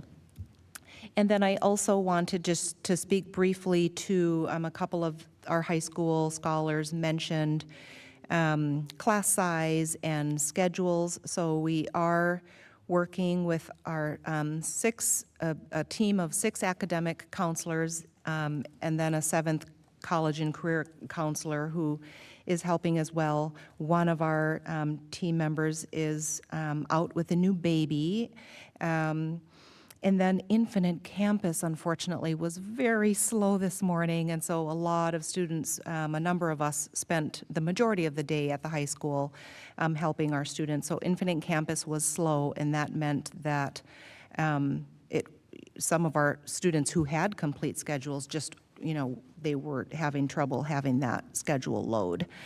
And then what we did is we have our data specialists print a list of specific classes block by block, and there are 4 blocks total, where class sizes were projected to have more than 38, and there were 66 total, about 22 per block, and so a small team of us went around and actually visited these classrooms to see, okay, how many students are actually showing up versus the number of students on rosters. And so you heard one of the scholars mention that the sizes, and this is day 1, so we do have to watch it all week, but the number of students showing up was not nearly as significant as it is on paper. So we had a total of 8 courses today where class sizes exceeded 35, and we will continue to watch it Wednesday, Thursday, and Friday as well. So, I think it's important to say that the vast majority of our students and families were able to get to school, have a great school day, and get home. And really, even if 1 or 10 or 20 or 100 families don't have a positive experience, then that's something that is of concern. And we know that there are some parents who have been concerned that that there was either an inaccurate schedule, a schedule not ready, or inaccurate or not ready bus information that was going to impact the experience today. So we do apologize. We're working on it, and we'll just continue to proceed. So there are lots of people attending to these issues as we move forward, and we will be ready with more detailed information as well as a more comprehensive update for our community on September 26th. So let's just go to some of our celebrations. I just wanted to kind of back us up. We had lots of Hopkins activity this past summer with a really strong Hopkins presence at the Raspberry Festival and Raspberry Parade on Sunday, July 16. So thanks to all of those student and staff groups who were out there showing their Hopkins pride. A couple of days later, we had our Freedom School scholars and staff marching at the state capitol. This was on July 19, which is National Day of Social Action. So our Freedom School scholars joined about 1,000 other students from other Minnesota Freedom Schools to march against gun violence at the Capitol. And then we had a handful of our Freedom Scholars and student learning interns perform a call and response exercise for Hopkins staff on District Welcome Back Day. So thank you to that team. Over the summer, we received a report from our trap shooting team coaches with a summary of the spring performance. So we wanted to share that experience and results with you. So some background information. In 2005, Hopkins High School created the first ever high school trap shooting team in the state of Minnesota. And now with 18 years of competitive trap shooting, our district continues to lead the way. Today, the 2023 Minnesota State High School Clay Target League has 343 high schools across Minnesota with 45 conferences and 9,500 students participating in this sport. So it's been so impactful that there's even a few colleges and universities who have begun some competitive programs and offered athletic scholarships for this gender-neutral sport. Our team is called the Clay Crushers. And so belated congratulations to all members of the Clay Crusher team. Also, on a learning and achievement front, very proud of our students who did well in advanced placement biochem class. So Miss Karen Johnson is our AP Biochem teacher at the high school, and she sent us these advanced placement test results about a month ago, and you can see how well our scholars did. This report is for 56 students who took the exam, including 54 sophomores, a ninth grader, then this ninth grader earned a 5, believe it or not, and one senior.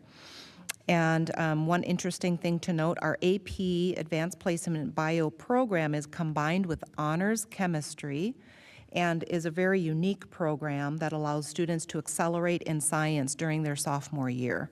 The vast majority of schools around the country only offer AP Bio to select groups of junior or senior students. So that's a great thing in the advanced placement world, and I can't wait to see what our advanced placement numbers look like for the 23-24 school year. Also wanted to just share that we had a really wonderful and positive, warm welcome back day for about 1,300 staff last Tuesday. We came together in the auditorium at the high school, and our theme was growing in community. And I'm very thankful to our innovation, design, and learning, our IT, communications and marketing, lots of other departments, and of course, nutrition services for preparing the Hawaiian-themed meal that they served to nearly 900 employees, thanks to board members who were helping to serve that delicious lunch. We started our day in the auditorium and had some great speakers, including my sidekick, Kim Campbell from West Middle School. And it was a really great day. In the afternoon, we had professional development for all of our staff. And I believe this is the last slide here. So wanted to highlight our drumline Lean Mean Performance Machine. So for the first time in 25 years, Hopkins competed in a parade this summer that where I think there were 12 other competing bands. So we had 50-plus kids rehearse. They performed in 3 regional parades, and then they also performed in this Roseville competitive parade over the 4 parades, they performed for over 500,000 people. So lots of action this summer with LMPM. And they are wonderful. Hopefully you will see them at a home football game. So let's play this video, please, Elise. Super short.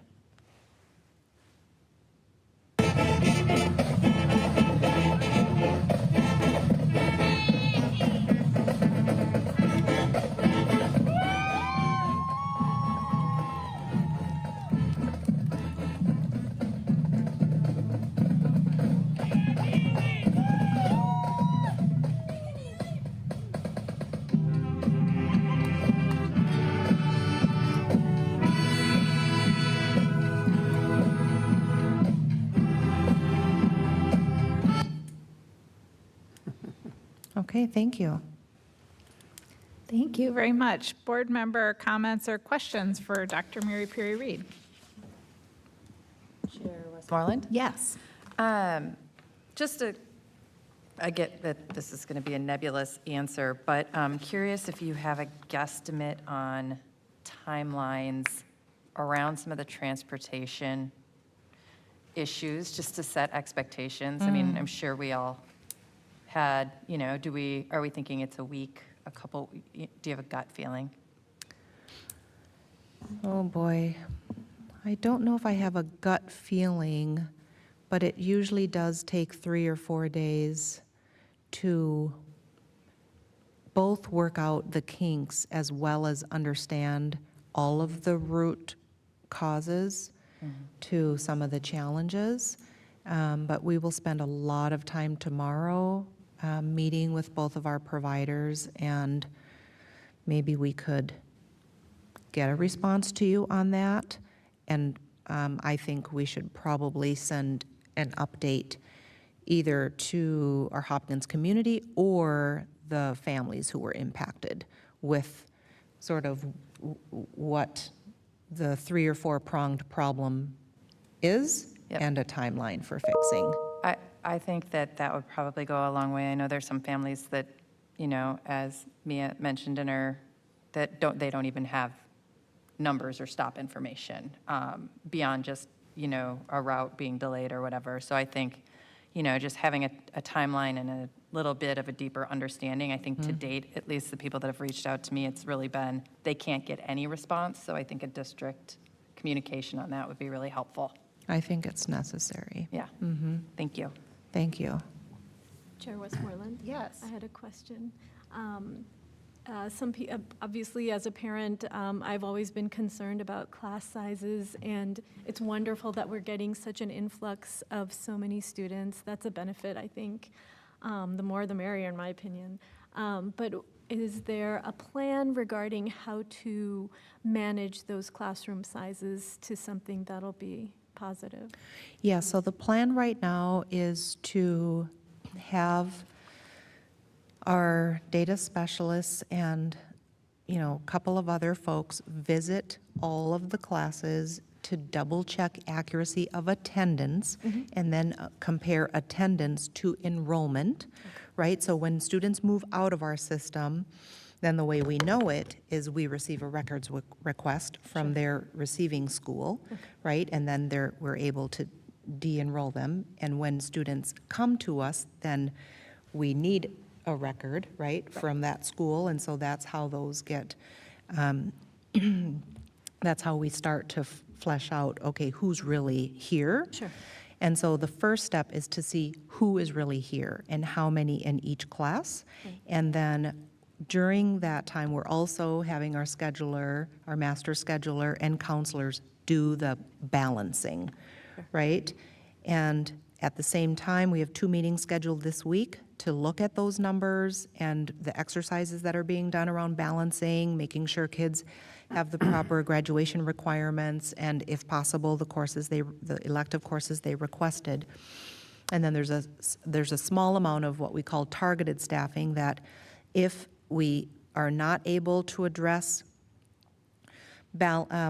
lowering concerning class size through what we call an overage, which is teachers saying, I'll take that class, right, to create another section, then we do have a small amount of staffing that we have set aside at the district specifically for this purpose. But we have to give it a few days. Right, of course.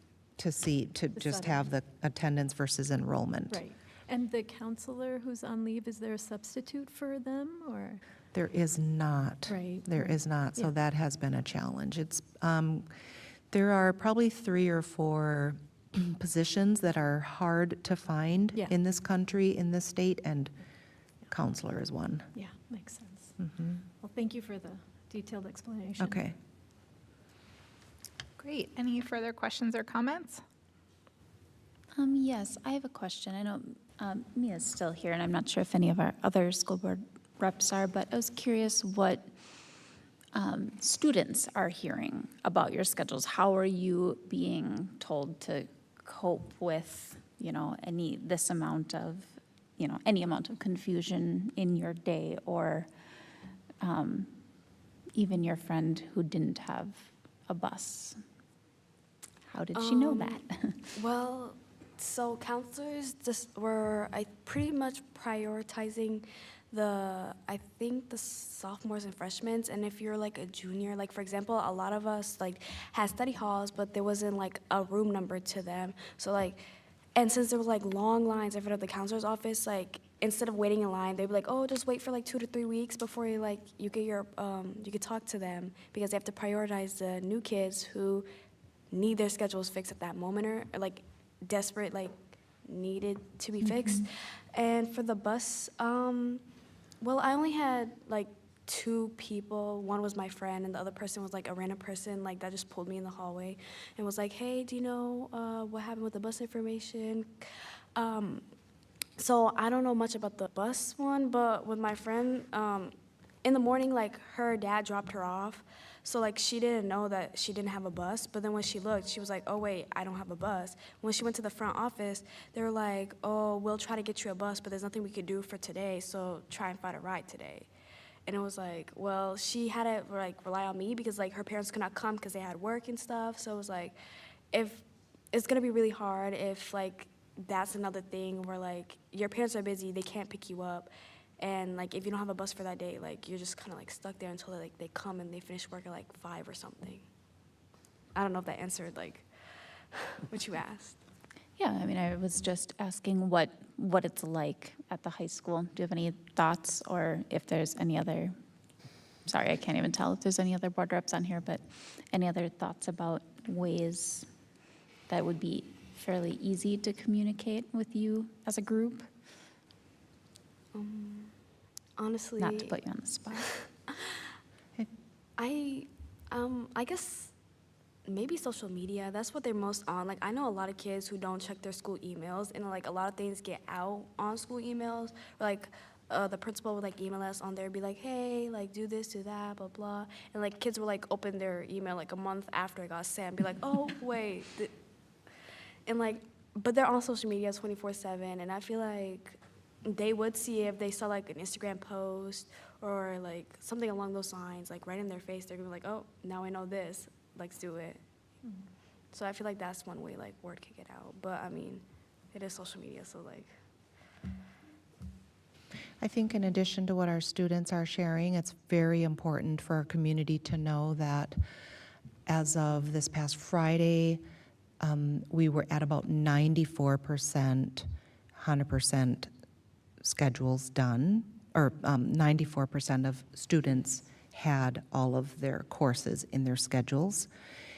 So today there were probably at any given time between 50 and 60 students waiting in the counseling line, and then probably 10 adults roaming right there in the mall area, helping kids who, you know, weren't in a class, didn't know what to do, couldn't find the study hall. So there's a lot of help right in that mall area, a lot of individual attention being provided to students, and the, you know, the needs were varied.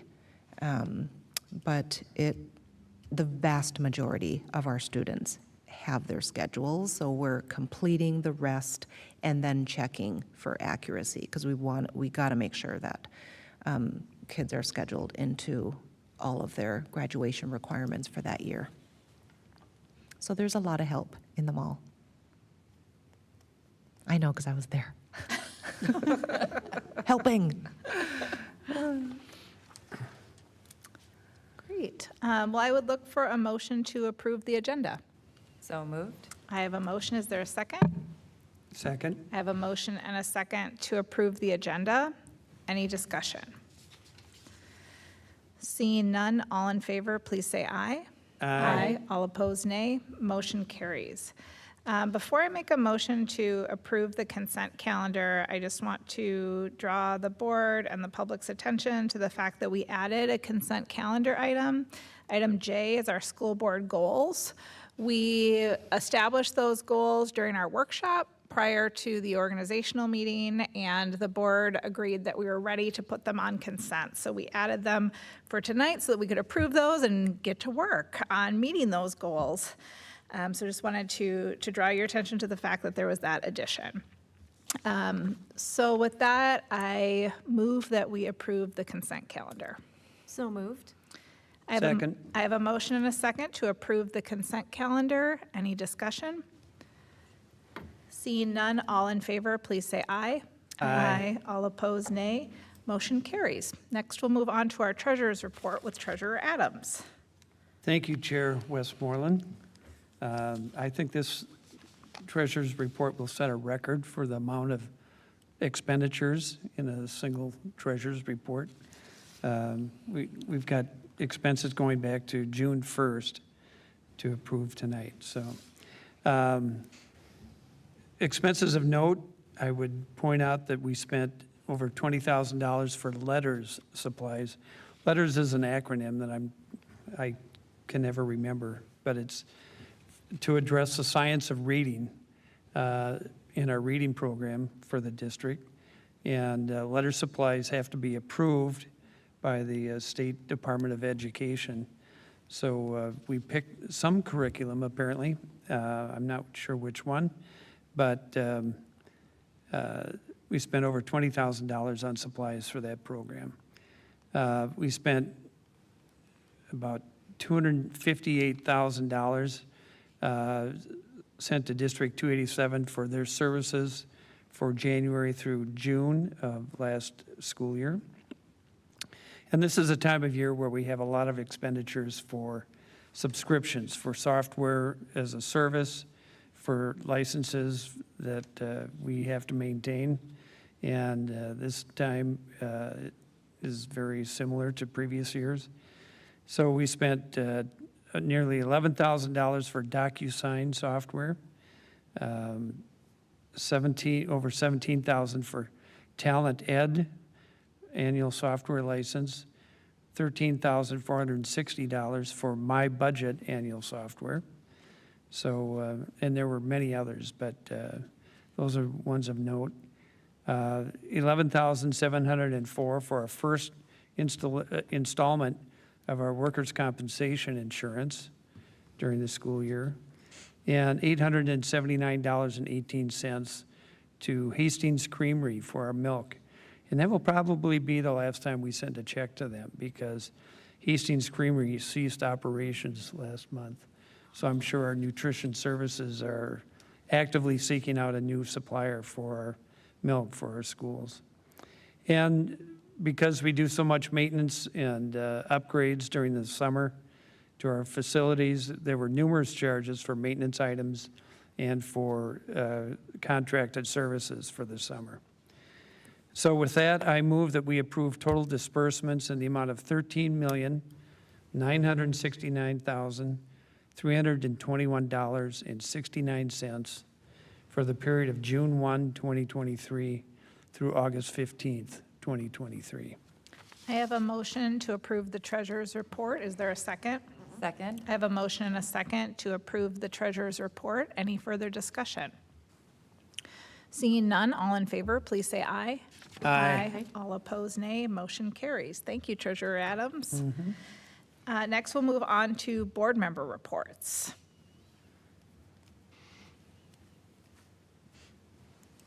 Okay, I'll go first.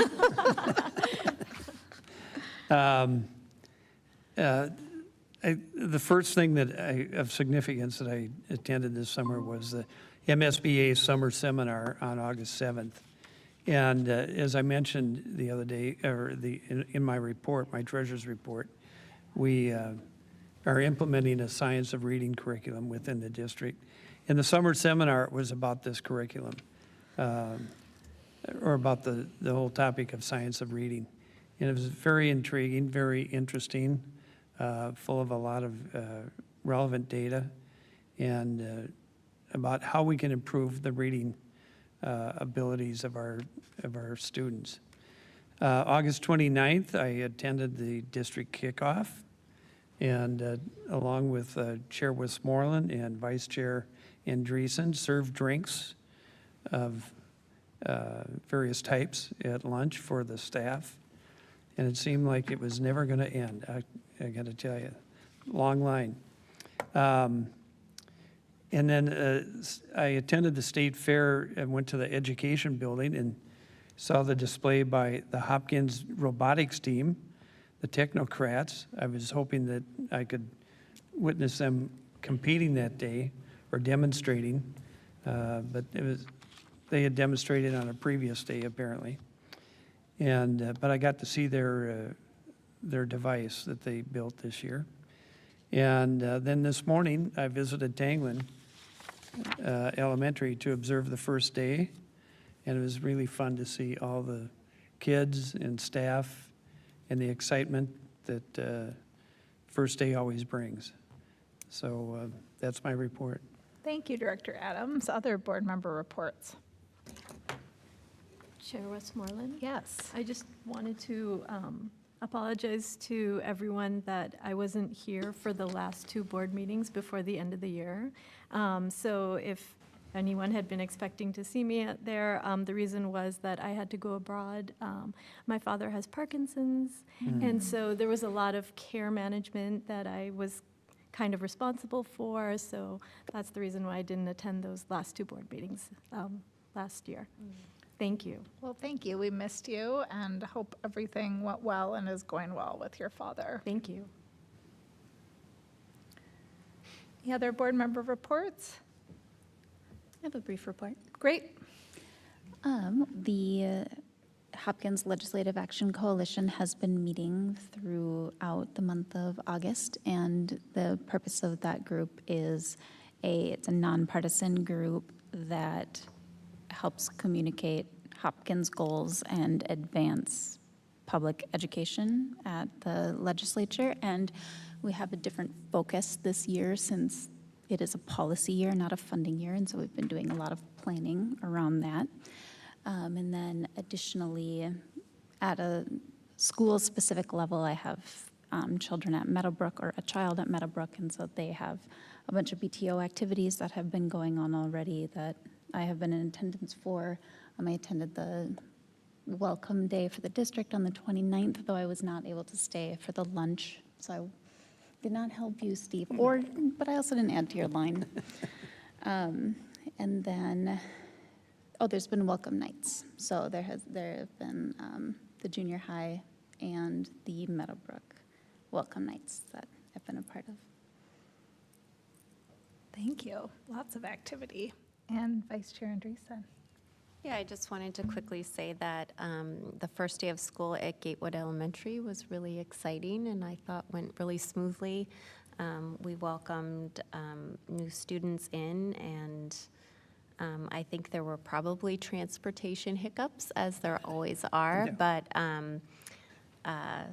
yeah, everyone was just excited to be there and it was great to be back. Wonderful. Other board member reports? Okay, next I would look for a motion to approve the incidental report. So moved. I have a motion. Is there a second? Second. I have a motion and a second to approve the incidental report. Any discussion? Seeing none, all in favor, please say aye. Aye. All opposed, nay. Motion carries. Next, we'll move on to our second public comment section, which is for items not on the agenda. I received 2 public comment cards before the meeting began, and I will invite you up to give your comments shortly. I'm just going to read through some guidelines. So please keep your comments to 3 minutes or less. Public comment is for input only. Members of the school board will not respond directly to public comments that are made at this meeting.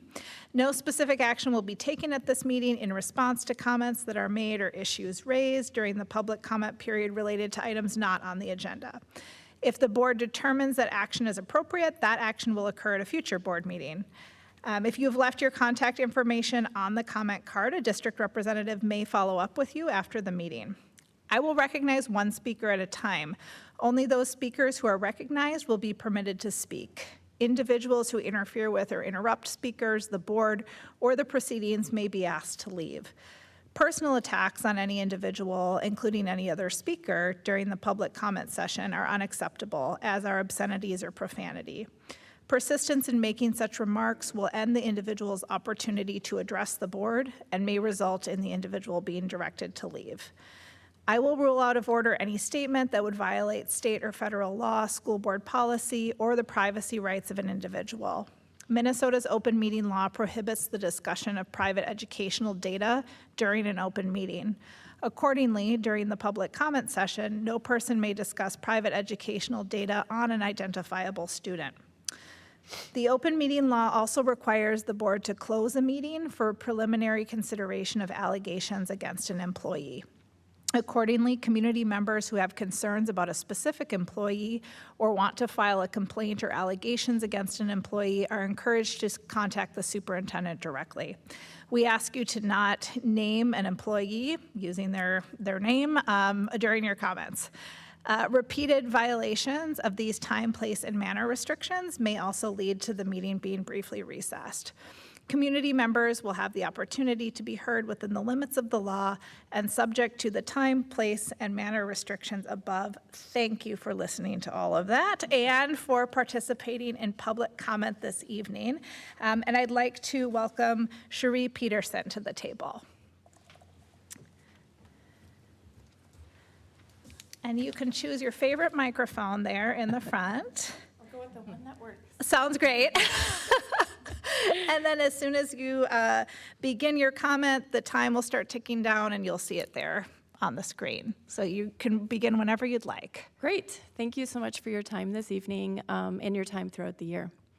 My name is Cherie Peterson, and I am the parent of a student who is a junior currently enrolled at Hopkins High School. And like all of you, we have a lot in common. I am a champion of the Hopkins School District. It's phenomenal. We have had a fantastic experience. And so I know that we've got limited time tonight, so we're diving into some of the challenges. And I would just like to thank our student board representatives here and online. They did such an eloquent job. So that actually leads into some of the topics that I wanted to bring forward and further support and ask for the board's support in helping to resolve. One of those is related to classroom size. In the decade that we have been part of the Hopkins School District, I have never seen classroom sizes exceed to the extent that they have this school year. I had a chance to go to the open house that was held last week and visit with several teachers, several parents, several students, and I will tell you I was shocked to see that classroom sizes are above 40 and lots of instances across all sorts of different subject areas. So one of the classrooms that I visited specifically at the time last week, there was concern that the student body in that particular classroom would exceed, it would be at 48, which you can't teach at that level. So that's highly concerning. My understanding from today is that it had dropped down to 42, and I understand and appreciate the comments provided that there will be an eye on how those fluctuate over the next couple of weeks, but it's not few and far between. It's actually quite common this year, which is why I wanted to be here tonight in support of staff and students. We can do better. It really is not acceptable. My understanding is that the National Education Association recommends 17 students in a classroom. Wouldn't that be amazing? I know that we don't have that kind of budget or funding here in Minnesota, and my understanding is that we don't have the legislation either that is left to the the teachers union to negotiate at the table. So I really do think that it's up to this body to support our staff and students and ensure that our classroom sizes are nowhere near 40 and above. My understanding is historically they've been more around 36 as a cap, which is still very high if you look at national averages. So I would ask this body to look into that and see what support we can do as soon as possible in this school year, and certainly in the future. Related, I'm highly concerned on our counselor capacity, and specifically for the juniors this year, knowing that they have a lot on their plates headed into college enrollment. Thank you for your time. Thank you very much. Thank you. Next, I'd like to invite Jill Wolf to the table.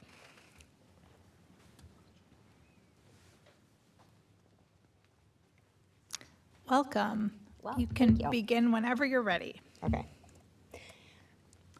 Thank you for having me. And I also am a mother of a 11th grader and a freshman. And we actually live out of district. We live in St. Louis Park, and we specifically enrolled in Hopkins due to the high academic achievement here. And I have to tell you that as a former educator, I have a master's in education. I was a teacher myself for many years, and I am really disappointed in the large class size, especially for my junior. One of her classes has 42 kids today, but she said all of her 4 classes have a lot of kids. The class that has 42 is an AP European history class. As a former educator, I could never teach to 42 kids, let alone a class that goes at that kind of pace. And I agree, we can do better here. And I know that I've spoken to other parents who feel the same way. And I appreciate you saying that you are looking at these classes and that there's only 8 of them that have more than, that have a lot of kids right now. I don't know, maybe my daughter happens to be in a lot of them, but I 1,000% think that it can be better at Hopkins. I know it has been better in the past, and I know that it can be better and it should be better. So I appreciate that. Thank you. Thank you. Thank you. Thanks. Thank you. And with that, I would look for a motion to adjourn. So moved. I have a motion. Is there a second?